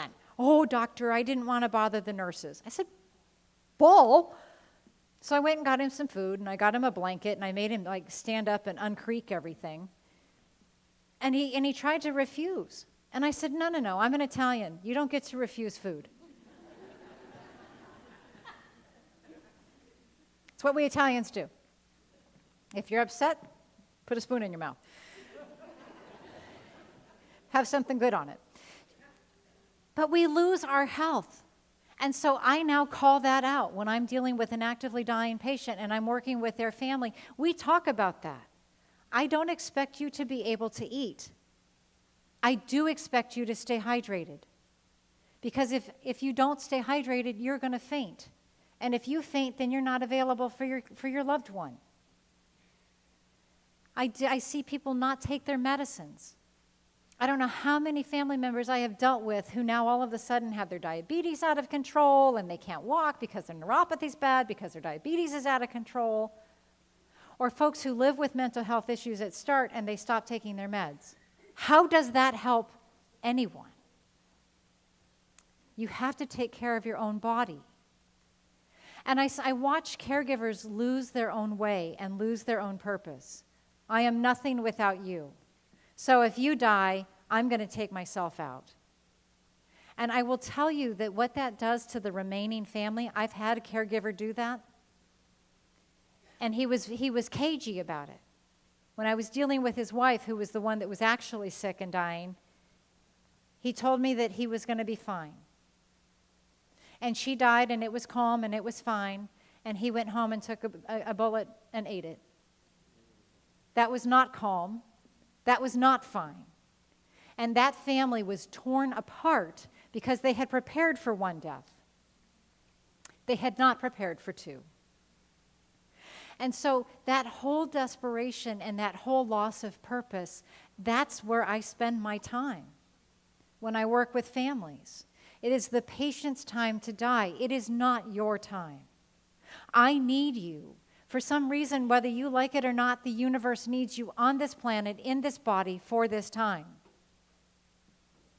I need you. You have matter. You meaning. I watch patients lose community. So I had a younger man, 60-something, also dying of cancer, had a wife that would not engage. When I tried to call and check on him, she would not let him come to the phone. When I asked her who was helping her, because they were avid churchgoers, they had a large family, they had biological family, marital family, church family, lots of family, and she wasn't letting anybody in the house. Because in her mind, if she controlled that situation and she controlled the dialogue and she controlled who was around him, she could control God and he would not die. That's where she was. And unfortunately, what that did is it isolated them both. Dying people tell me all the time when their families are afraid to talk to them about dying, it is the most lonely they've ever felt in their life. So now I have a dying patient who can't talk about dying because she won't talk about dying. So he's lonely. And his wife, his primary caregiver, who has isolated them both from the world to prevent anybody from talking about him dying. So now I have two people who are isolated and alone and isolating from each other emotionally. And I don't think I did a good job. I don't think I got that patient to a place that he needed to be. Interestingly enough, I called his wife the day after he died just to see and offer my condolences. And I left her a message, and she called me right back, which kind of shocked me. And she said, "Thank you so much for all the care you gave to him." And I kind of chuckled because I got to see him once. And then she blocked me every single time thereafter. But for her, that was care to him. Okay. And that loss of esteem. Who do I become if lots of who I am is wrapped in you? If I am not me, I'm an us, and half of my us goes away, who do I become? I see a lot of that in my caregivers. Come back. Hello. AV difficulties. So let's talk about some ways to cope. Forgiveness is critical. We have to forgive. And I think forgiveness is one of the hardest things humans have to learn. It's fascinating. We have a 7-year-old granddaughter. She's a terrible loser. She's incredibly bossy. And that child cannot say, I'm sorry, to save her little life. She knows when she's busted. And thank God she's a great kid. So she's only been busted like twice with me ever. But she does not understand forgiveness. And I don't know how to teach her. I mean, you know, we tried laying on her and saying, say I'm sorry, and that didn't work. Guilt is normal. Anger is normal. Sadness is normal. I don't know how many times I look at family members who are crying and they're apologizing because they're crying and they feel guilty because they're crying. Please don't. This is sad stuff. I worry about the ones who don't cry, especially the ladies who are holding their breath and their breasts are getting bigger and bigger and bigger. I just tell them to breathe, actually. But, you know, I have so many family members that will say, if I had known then what I know now, I would never have put him through all of that. Well, you didn't know then what you know now. So probably every decision that was made makes perfect sense in the context with which you made it. I never doubt families, ever. Not once. You make decisions with the information you had at the time, and at the time it was a decision that was cogent and logical. That's fine. We're in a different time and a different place now. And so if you're feeling guilty, acknowledge that and forgive yourself, right? And forgive those around you. And even if your loved one is now unconscious, those ears are on. Remember Joe, where have you been? Those ears are on. Talk to them. Things that you're worried about. I will tell my families all the time, especially if we've got an elder dying and there are adult children at the bedside. This is the time to say everything you've never said. So maybe you were 5 and you really, really, really wanted a Tonka truck, and they gave you a shovel and a pail and said, go dig in the sand, and that just ticked you off, and you've kind of held it your whole life. This is the time. It doesn't matter how ridiculous and absurd it might seem now. Anything that you've held, now's the time to talk about it. And especially if you have a family member that has choices you disagree with. I'm going to have to do this pretty soon. My mom is getting sicker. And my husband and I both think we're probably in the last year of her life. She's made choices I absolutely can't stand. And I'm going to have to go reconcile that with her. And just tell her, I hated your choices. But it doesn't mean I hate you. Bad choices don't make a bad person. Bad choices are just bad choices. Choices I disagree with about your body, oh well, it's not my body. You can make any choice you want about your own body. I don't have to agree with it. And I think that we have to really let go. I've watched some families, I see this more in families of alcoholics where the alcoholic is dying. And I see a lot of holding on to, you know, if you would have just stopped, if you would have just, and there's mean behavior and negative energy and anger that's just spewing out of that family. I get it. They made horrible choices to keep drinking. And you can't do anything about that now. So we can let them die with you really ticked off, or we can let them die with, I was so mad at your choices, and if you have to die, okay. I can get there. Write things down.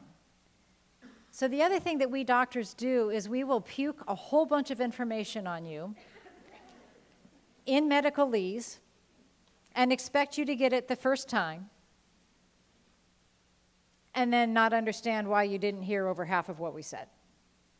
I teach this to doctors. We've actually tested this.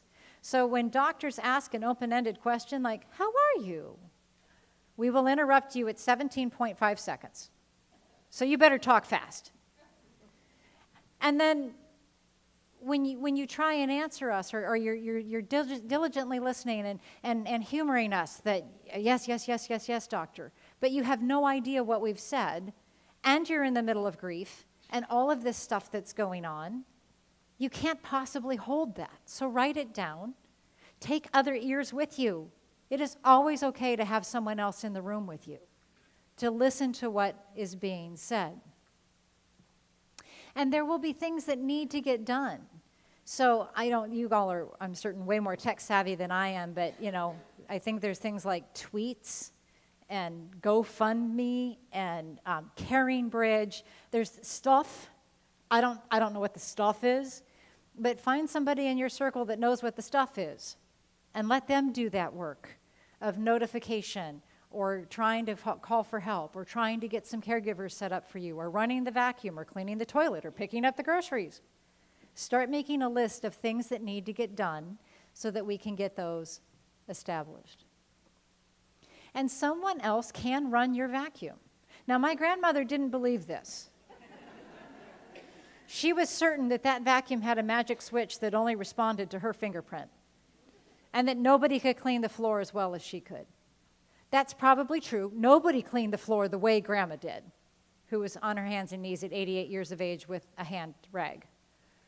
But somebody else can do a reasonably good job. So and the other thing about us humans is when hardship sets in, we want to help. I'm thinking about the millennials. No, even they want to help. We don't know what to do. So give us a task. You can take the 40 casseroles that come, or you could say, you know what, I really need someone to sit with him so I can go get my hair cut. Or I need someone to run this bill down and get it paid. Or I need someone to clean the toilet, right? Put people to work. We want to help you. And ask friends for advice. Maybe it's time to hire a housekeeper. Maybe somebody knows something about financial planning or knows a really great social worker that has all of these fabulous resources. And all of that is getting informed. Now, we started the morning by reminding you that doctors are nerds, we're conflict adverse, and you hope we'll be social. We follow your lead. Let me just get that straight. We follow your lead. So if we walk in the room and you say, I don't want to hear anything, we're going to say, okay. We're going to walk away. If you say, Doc, I don't want any bad news, we're going to sugarcoat the truth. Or we're just not going to talk about the elephant that's sitting on your patient. We will. Doctors are conflict adverse. We don't know how to engage. So we follow your lead. So if your lead is, I'm not going to engage my patient's wife, you can't talk to him, and I'm not going to engage you, doctor, in that conversation, I pussyfoot around and then say, have a nice day. So if there are things you don't know, or you think, oh my God, she's not going to talk to me again because I just asked this last week, or I just asked yesterday in the hospital, it's okay. Ask again.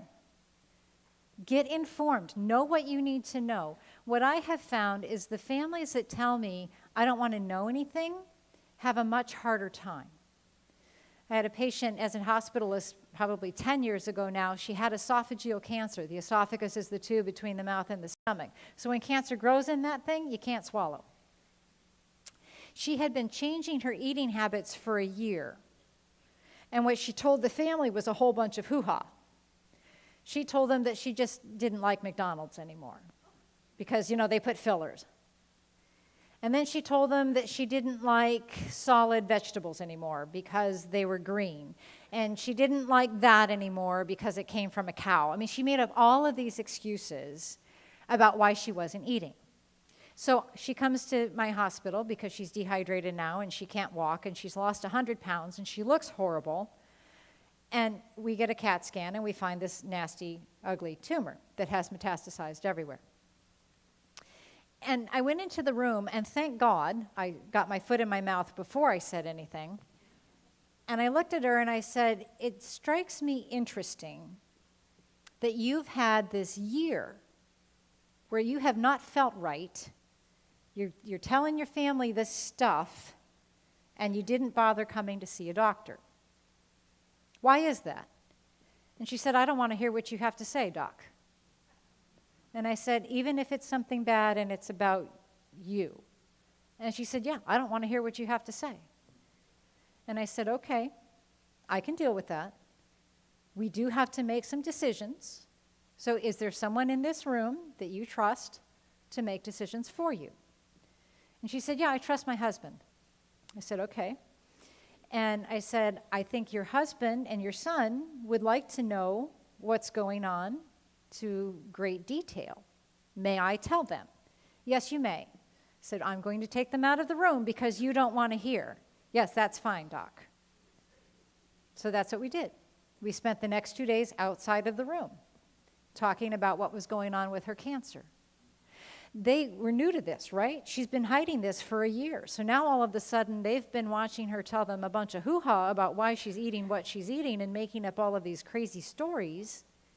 They knew something was wrong. They could feel her life energy changing, but they didn't want to confront that. Now they're having to confront it. So now we're in guilt and denial and despair and abject terror and overwhelming sadness. And here's Shelley saying, we got to make some choices. She decompensated and ended up in my ICU, and we were getting ready to put her on life support because they hadn't been able to get there to have that conversation. And I went into her before they got there, and I said, I know you want them to make choices for you. They are completely overwhelmed by how fast things have happened. You know, because you live in that body, that you've had a year of things not going well. You know that you've been feeling your life force change for the last year, but they didn't know that. So this is all new for them. And we are to a point now where things are changing much faster in your body. And if I'm going to do everything, I suspect I'm going to put your body in a state you don't want. So I need to hear from you, and then I will let them make the other choices. But I need to hear what you want. And she said, I don't want artificial stuff. I said, great, that's all I need. I can work with them on the rest. And we were able to get her out of that ICU onto a comfort plan, and she was able to die peacefully in her sleep the next day. But that took some coordination, right? That took some conversation. So really, her not wanting to be informed left them uninformed. And so when I'm working with patients that say, I had a guy last year, he was an old crop duster and really liked his stimulants. He was cute, actually. He was 80 and still talking about the high. But he didn't want his family to know about his cancer because he didn't want the drama. And I said, when they don't know and hell breaks loose on you, the drama will be magnified. So I contend we should be informed. As patients and as caregivers, I think we should be informed. Please don't lose your health. If I lose you as the caregiver, your loved one, my patient, we're up a creek without a paddle. I need you as the caregiver. You are critical to this equation. So please, try and eat. I get that you won't eat well. Ladies, our brains do have receptors for chocolate. Chocolate counts. And they make chocolate protein shakes now. Sweet. Stay hydrated. Take your medicines. Control your chronic conditions. I need you. Your patient, your loved one needs you. So please don't lose your health. And you need to take breaks, especially in those last hours and days. I had a patient in Roseville many years ago, and I believe it was the spouse that was at the bedside. They were middle-aged. Well, I'm middle-aged now. They were younger than middle-aged. And they seemed so much older at the time. But she was dying, and he would not leave that bedside at all. And he made his children sit at that bedside. And his children were preteen or maybe a little bit younger than that. Can you imagine being 12, sitting in a hospital room 20 hours a day. I mean, that's just nasty. I work in a hospital, and I don't want to sit in a hospital room 20 hours a day. That's just nasty. And so I finally convinced him, 2 days into this, those children must leave. They need a break. They need something other than these walls. I mean, I like our hospitals. I think they're pretty. They need something other than these walls. And they probably need in and out, and they probably need, like, junk food and candy and someone to cry with. He finally consented to let those children leave, but he would not leave. And by the 4th day, I went to him and I said, I don't know how to break this to you, but man, you stink. You need a shower. He did. And I said, if you're not going to leave, then I'm going to bring a towel. You're going to call somebody to bring you clean clothes and clean undies, because I don't even want to know what's going on down there. And you're going to take a shower. And he looked at me, and he knew that I was being funny, but he knew that I was being serious. And he was trying to be the guy that he was going to be there till the end, till the last breath. And I said, she's not going to take it with you because you're clinging and you're ogling and you're kind of creepy, and right now you smell bad. Dude, like, give the woman a break. It's creepy to watch your loved one sleep. So take breaks. Your body needs it. Your brain needs it. Your spirit needs it. The people around you need it. Take breaks. It's really critical that you do that. My 37-year-old, as we got to the last night of her life, her family, it's amazing how much work I get done on texting. So her family was texting me about what was going on. And I told them, it's time now. Every 2 hours, leave that room. Everybody, get out of her room. It doesn't have to be long. It can be 5 minutes. But get out of that room, give her a break from you all looking at her, and give her the opportunity, if she needs to take that last breath alone, to take the last breath alone. Give her that. My little engineer, right? Fine, I'll go for a walk. Yeah, he needed you out of the room. So give them time. Because the ugly truth is, we all are going to die, right? Our bodies die. I'm pretty convinced that love and spirit does not die, but bodies do die.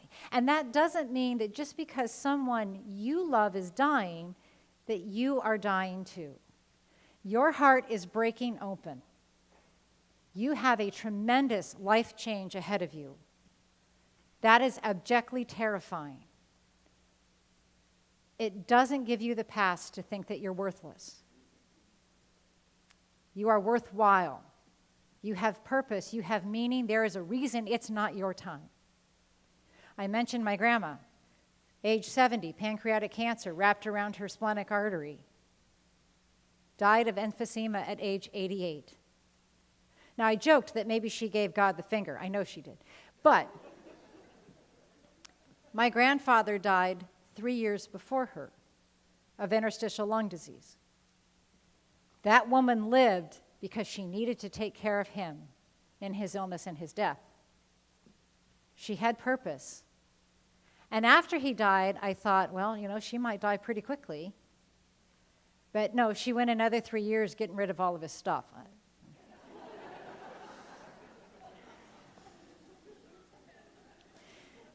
So let's talk about the end of our stories.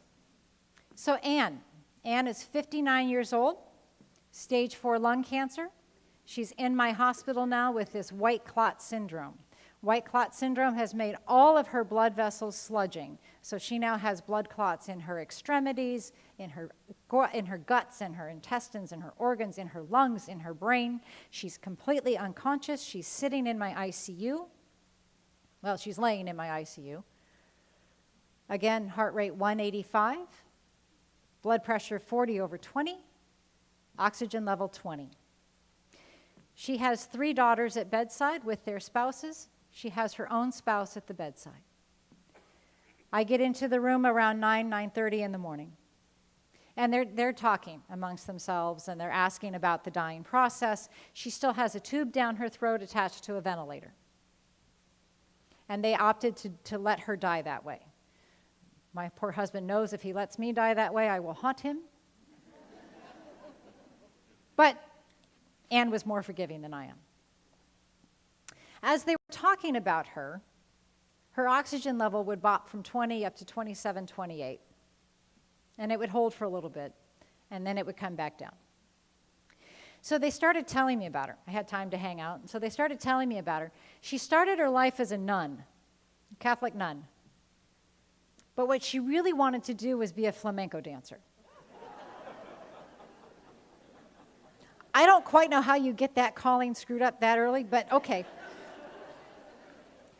And apparently Mother Superior was not supportive of the new plan. So she leaves religious life to go be a flamenco dancer, and apparently she's quite good. But she learned what all dancers learn: the pay sucks. You can't afford anything as a dancer.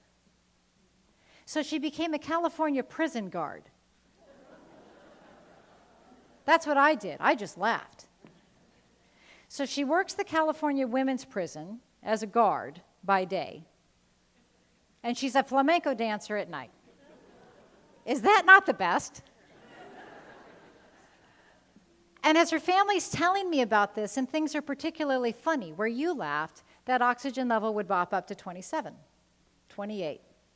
And then they would quiet down, and that oxygen level would drop back to 20. So heart rate 185, blood pressure 40 over 20, oxygen level somewhere between 20 and 27. And in between the stories, they would look at her and say, "Mama, it's okay.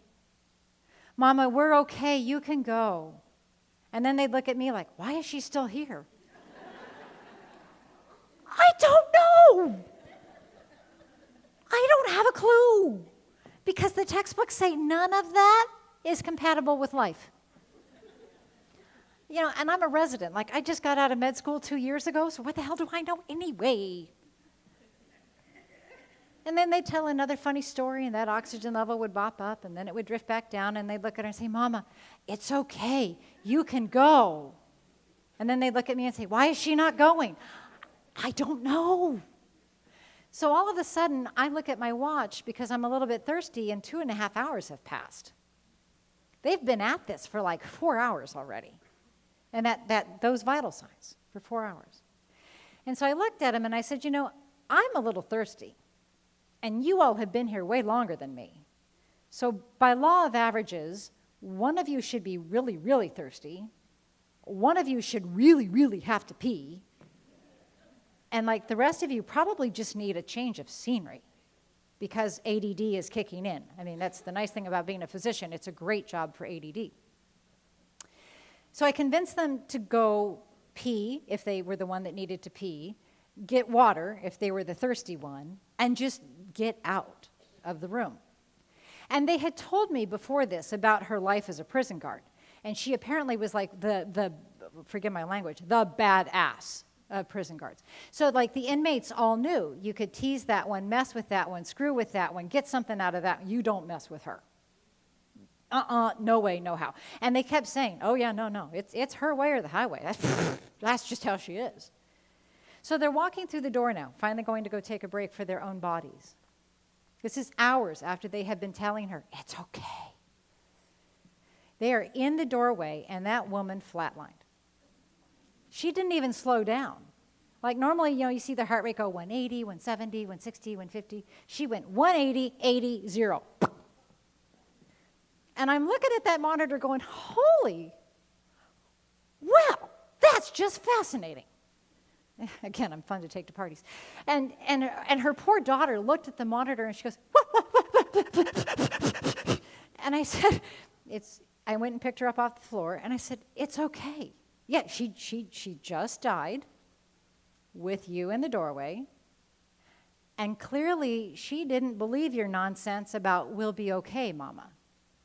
She needed you to show her you were going to be okay by walking out that door." And they started laughing and said, "Well, that is so her."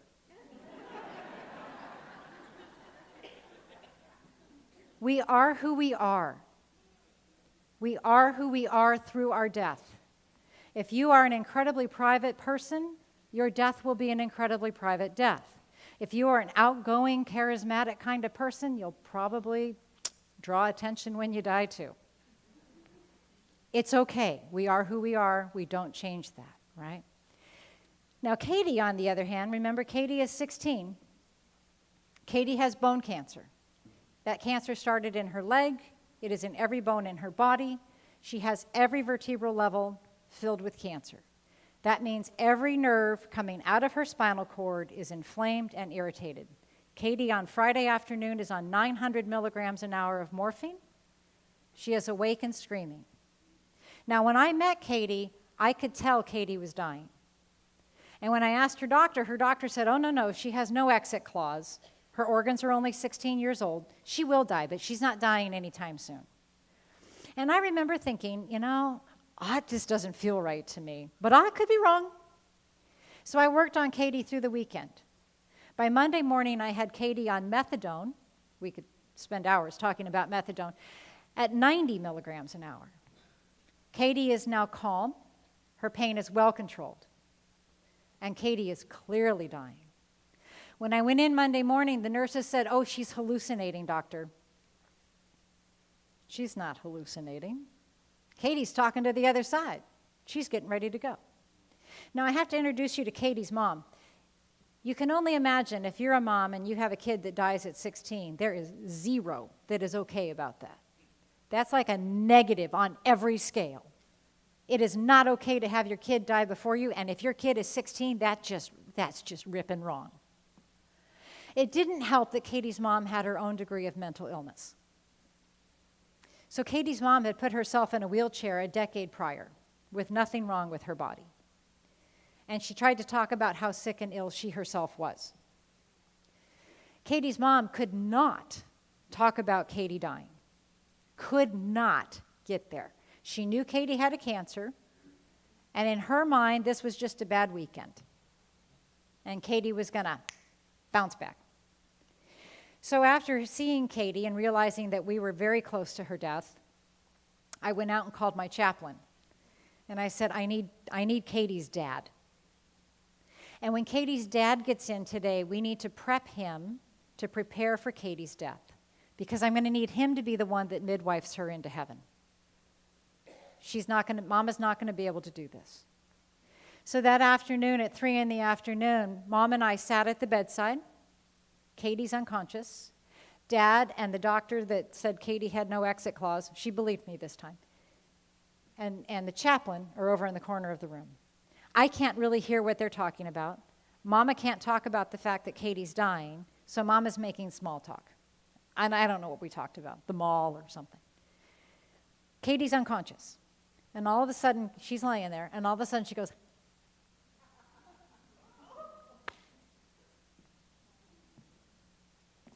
I thought it was cool too. Do you think anybody in that room said anything? Zip. Nothing. Not one word, not one look, not one acknowledgement. Nothing was said about this really cool interaction of this teenager excitedly waving to somebody that she clearly knew. So 5 minutes later, they're still over whispering. Mom and I are still talking about the mall. Katie does this and brings her hand down. Now Dad says, what is she doing? I said, she's talking to the other side. There are people here that we can't see. She does. She knows them. She's okay. The doctor who had said Katie had no exit clause and is Jewish says, yeah, it looks like the Sistine Chapel. And I'm looking at her like, what are you? Oh, okay, got it. We left the room about 4:30. Katie's still unconscious. The doctor finds me the next day, and her first words were, you're a witch. Okay, fine, thank you. I wear black for a reason, babe. I said, so I take it Katie died. Yeah, Katie died. Did you hear about it? I said, no, love to hear about it. Tell me about it. Katie apparently woke up at 7. Katie was one of 6 children. All of her siblings were in the room. Mom and Dad were in the room. Several of Mom and Dad's friends were in the room. She woke up to like this crowd. Katie looked at Mom. Mama, Aunt Isabel's here, and she says to tell you how much she loves you. Mama started crying. Isabel had died 20 years prior. Katie never knew her. She looked at Dad's friend, Katie did. He caught her eye and she looked at him and she said, "Your daddy's here, but I can't say his name." And he started crying. He said, "My dad is dead, and he speaks Tagalog. You wouldn't be able to say his name." She named 5 or 6 more dead people who were in that room. Then she went unconscious. She died at 11. Mama didn't handle the death well. We knew Mama wasn't going to handle the death well. So Mama jumped on the bed, started shaking her daughter, trying to code her. Code blue, code blue, code blue.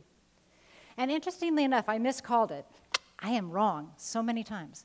I thought Dad was going to be the one to midwife Katie to heaven. It was her siblings. Her siblings pulled Mama off that bed. Mama, she told you where she was going.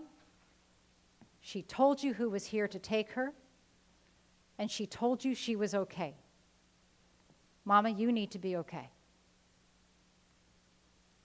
I saw Mama the next year. We had a Survivor's Day.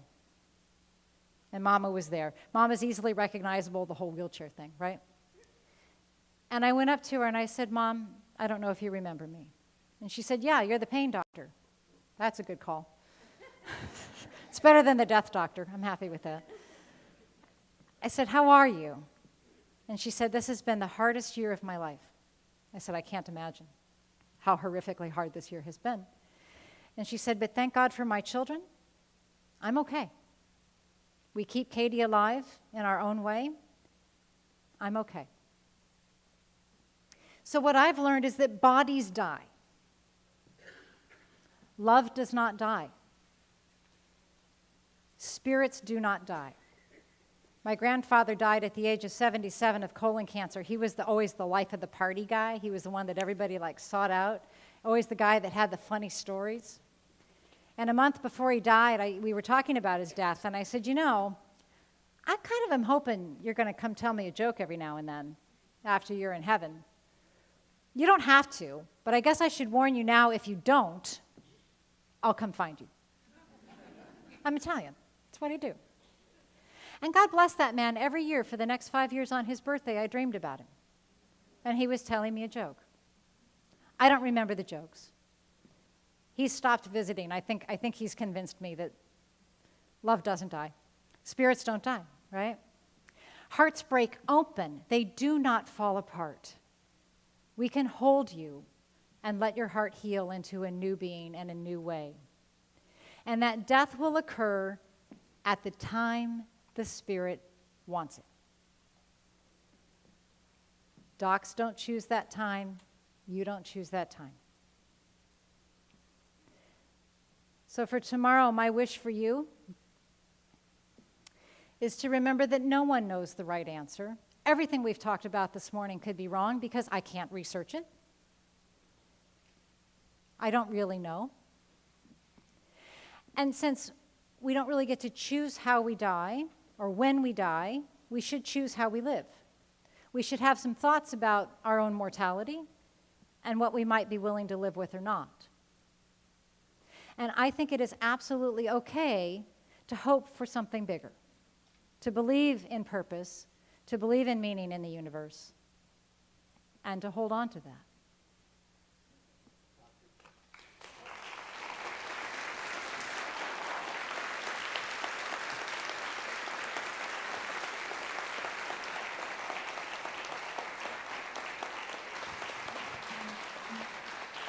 This was great. This was absolutely fantastic. Thank you so very, very much. Let's have a really rousing applause here. I mean, this was phenomenal. All right, there we go. There we go. Give it up, give it up, give it up.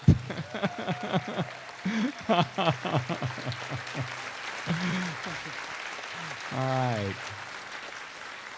Dr. Groen has already been very kind in extensive question and answer sessions, and we're going to give her a break as we go into our final aspect of the program, if that's okay with you, Dr. Groen, and okay with everybody else. But thank you again so very, very, very Maybe we much. save some time after 9. that we I'm do. here. You are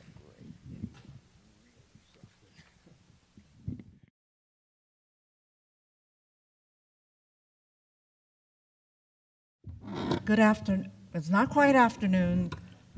Good day. And I'm just delighted that all of you are here so that with lifelong learning, it means that this is how it works, that you participate actively and learn to learn in a new way. I had the privilege of hearing Dr. Garoni speak 2 years ago on palliative care when it's a relatively new trend, and she had many hours to be able to spend with us in the program. So we were very fortunate that she was able to come to be with us today. So I'm going to move quickly along because I'm hoping we'll have at least a few minutes that you might have some questions that you want to ask. My job is helping people to live a long time. So longevity is actually about a long life. Secondly, is there's very minimal research on longevity. And so when I started this work 25 years ago, there was almost nothing in education, like lifelong learning, and almost no for psychology as well. So what I did find out was about 5 years before I began, there was a study going on for over 10 years. And that's the second overhead that you see, I think. Let's see, let's move it along.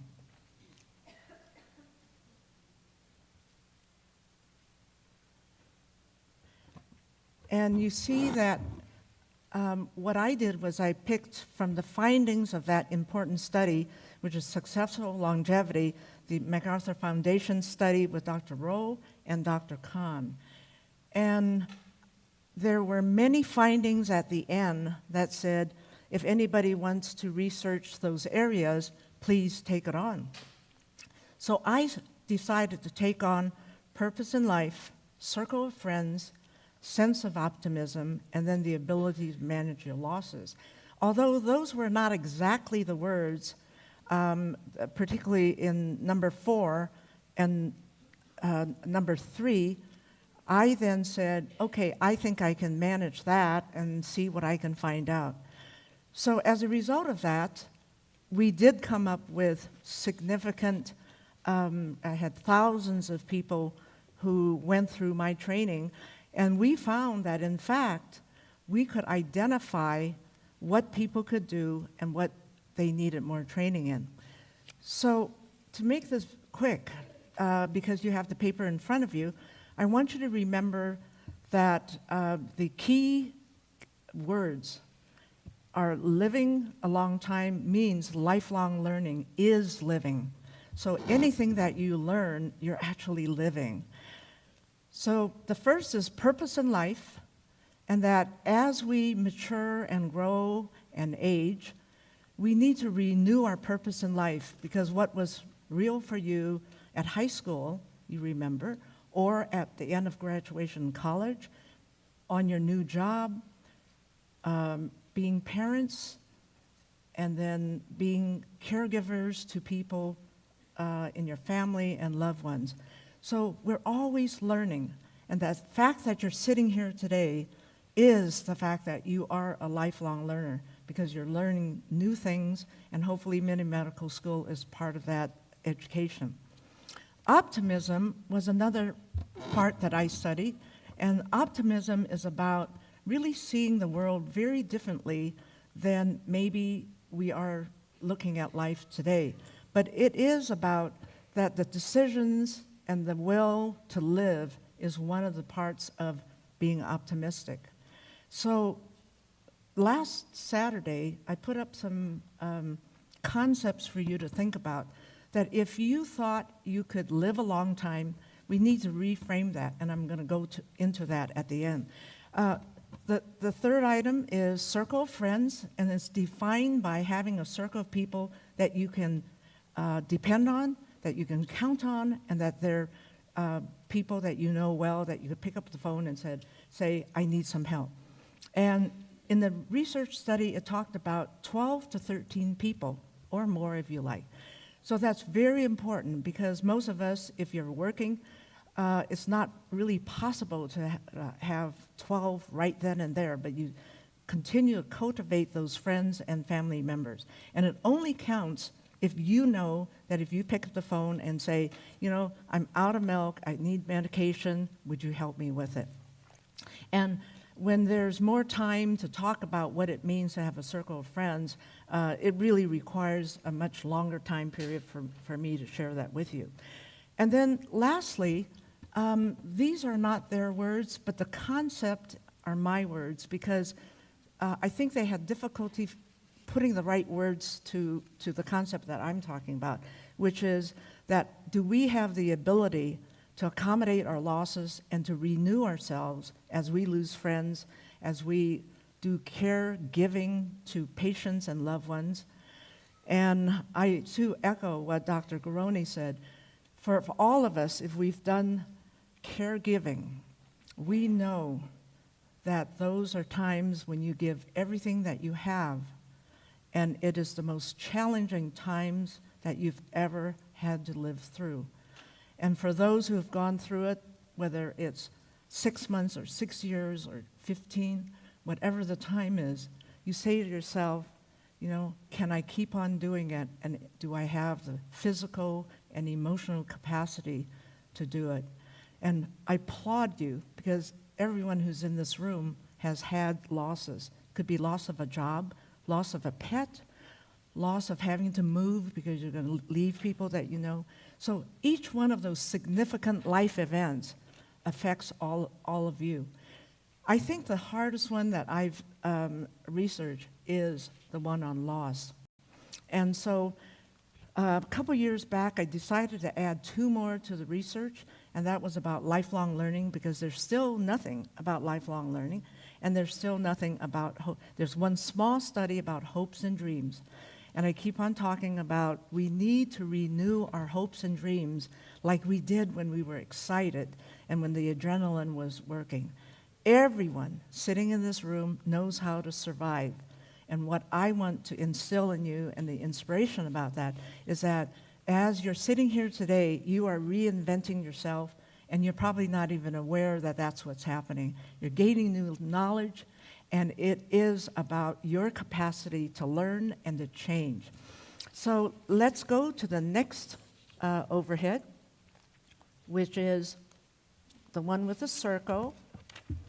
And because part of my study dealt with adult development, and what I found was adult development is not something in the literature.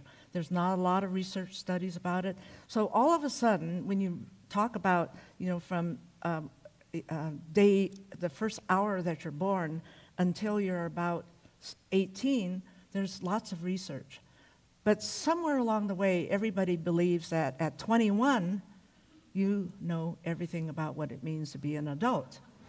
So with that, everybody always chuckles when I say that, and when I ask the other question is, you know, how old were you really when you really thought that you knew more about being an adult?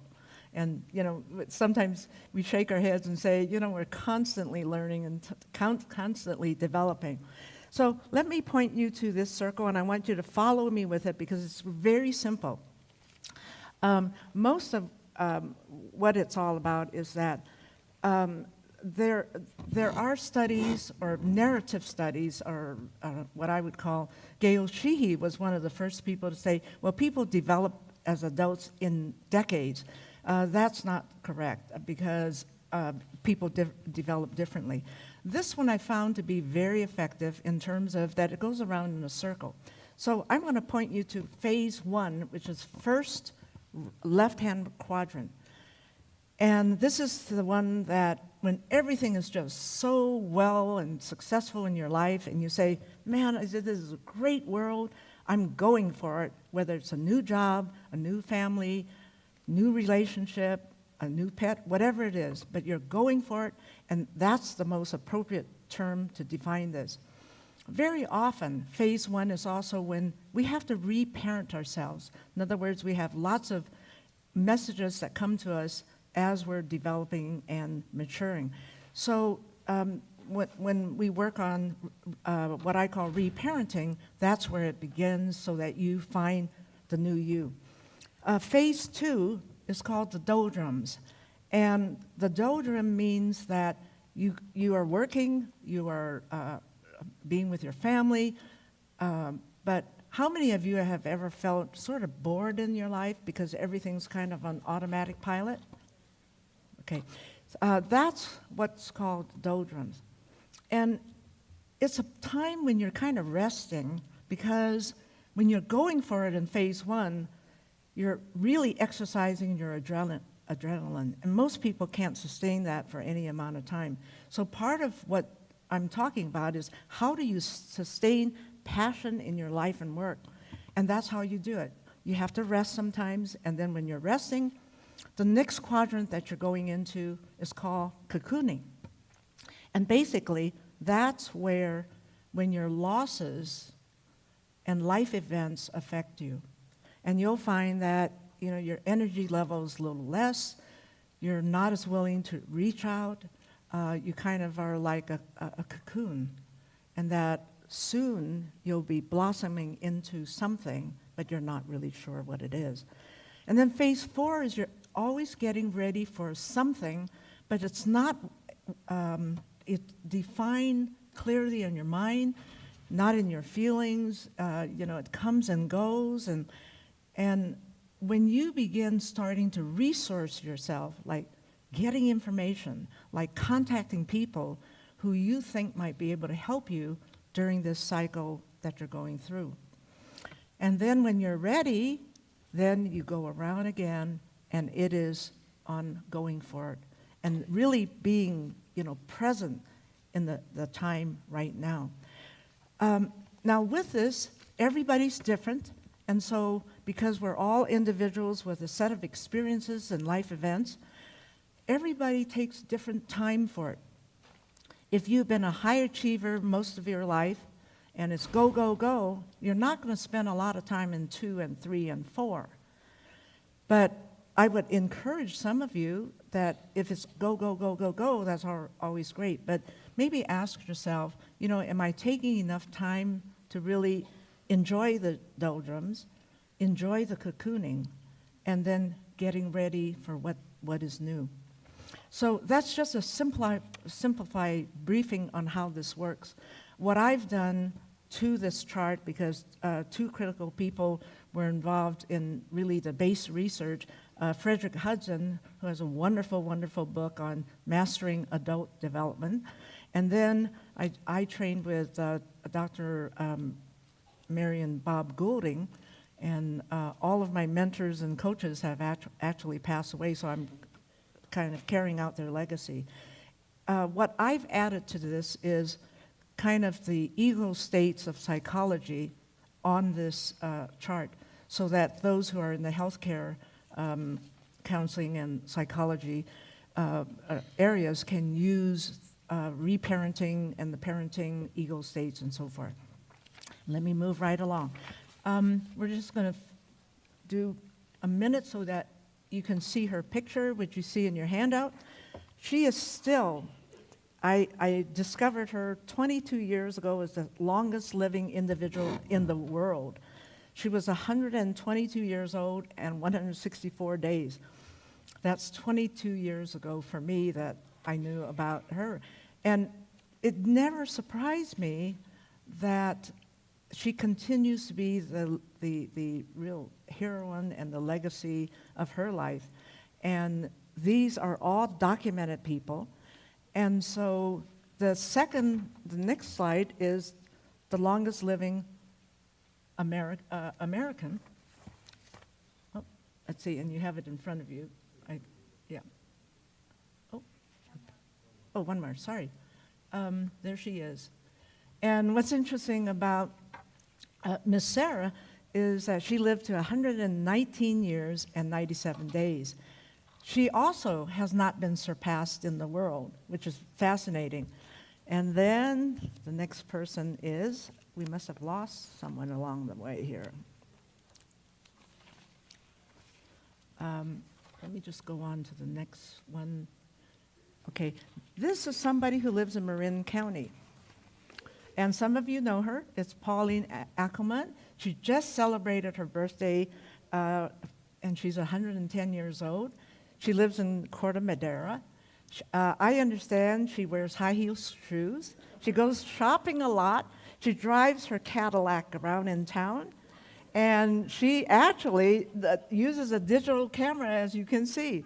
But anyway, you know, we have our heroines in our own county, which is wonderful. And by this year, she'll be 111. Okay. Now, this gentleman, he is living. He's 112, and he's a male.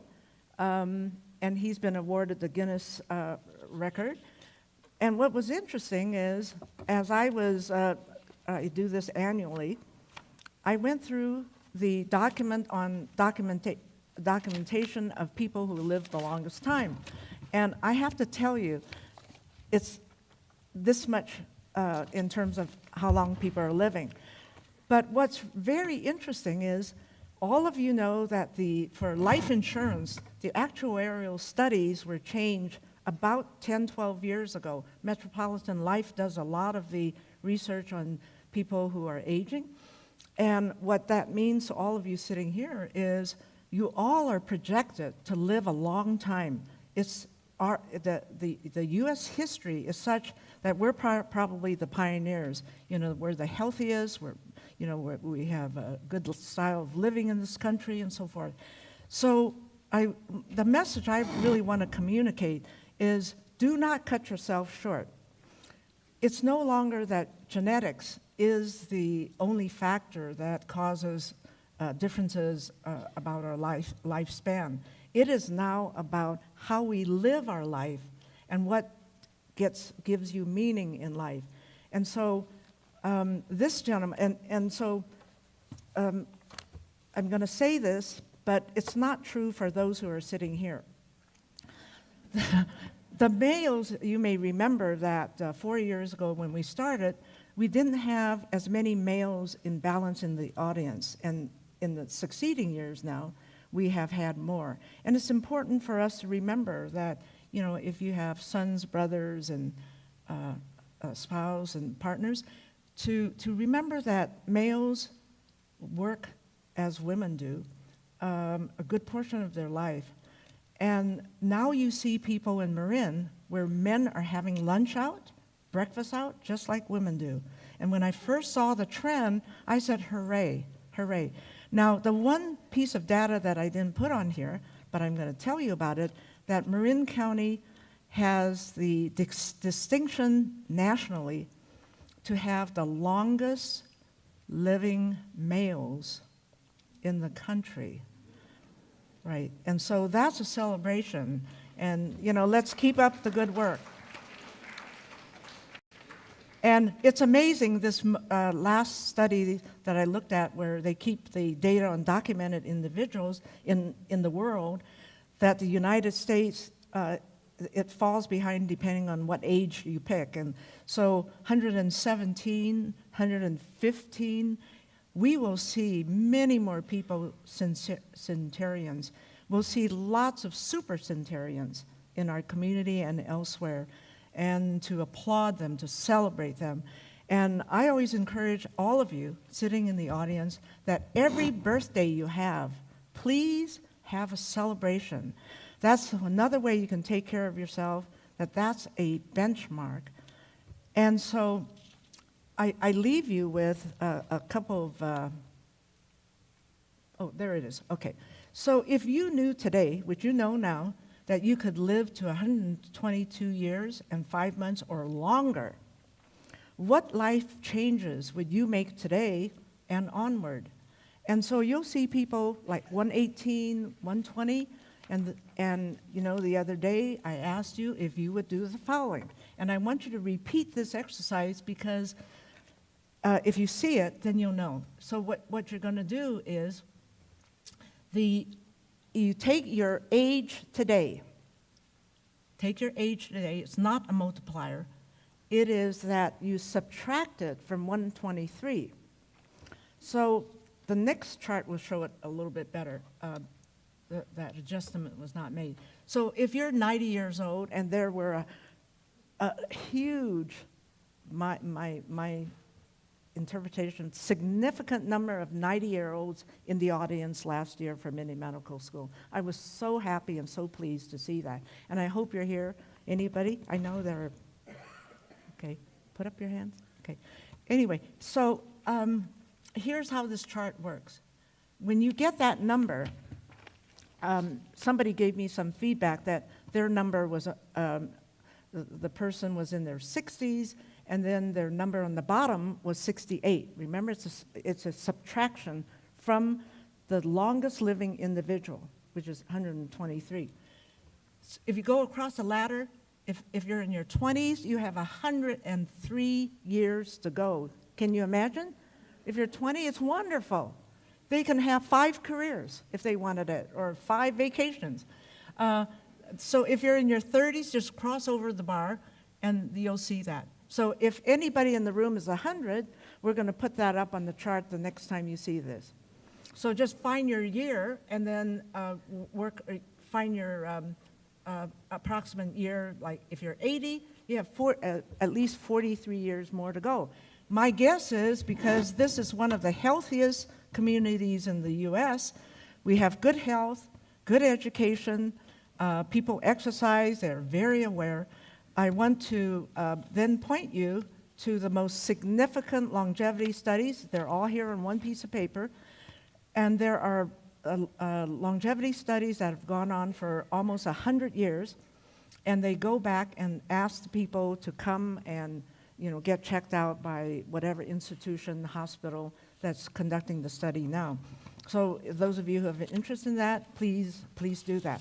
So what is the letter that are the key magic words? First one, what is it that you have to do? What's the letter? P, purpose in life, that we renew that all the time. What's the second one? Which is optimism, okay? And to be optimistic, when you're not feeling well, get up and walk around, and then if you're still not feeling as good, lay down a bit, and so forth. But that you greet the day and greet the evening with gratitude and appreciation. I do that every night, and I just say, I'm strong and healthy. Thank you very much. I've had a great day. Say it to myself so that my subconscious hears it, and so I can stay healthy and strong. Okay, so the second is optimism. The third is what? Circle of friends, very important. And so, count them on your fingers, 12 or 13 people, and that's what it means, is to cultivate those friendships. And then the fourth is to accommodate your losses. That's the hardest for everybody. I've done this with thousands of people on a circle, and they tell me their stories. And so life events are very difficult, but you have survived. So you have good survival skills, and you just have to integrate it. And I added to lifelong learning, and it's very, very key that we keep on learning so we can reinvent ourselves. And then hopes and dreams. Think of the hopes and dreams you had when you graduated from college, went on to your first or second job, and said, wow, this is really great. Because that's the attitude about the people who have lived the longest. And so with that, I wish you well.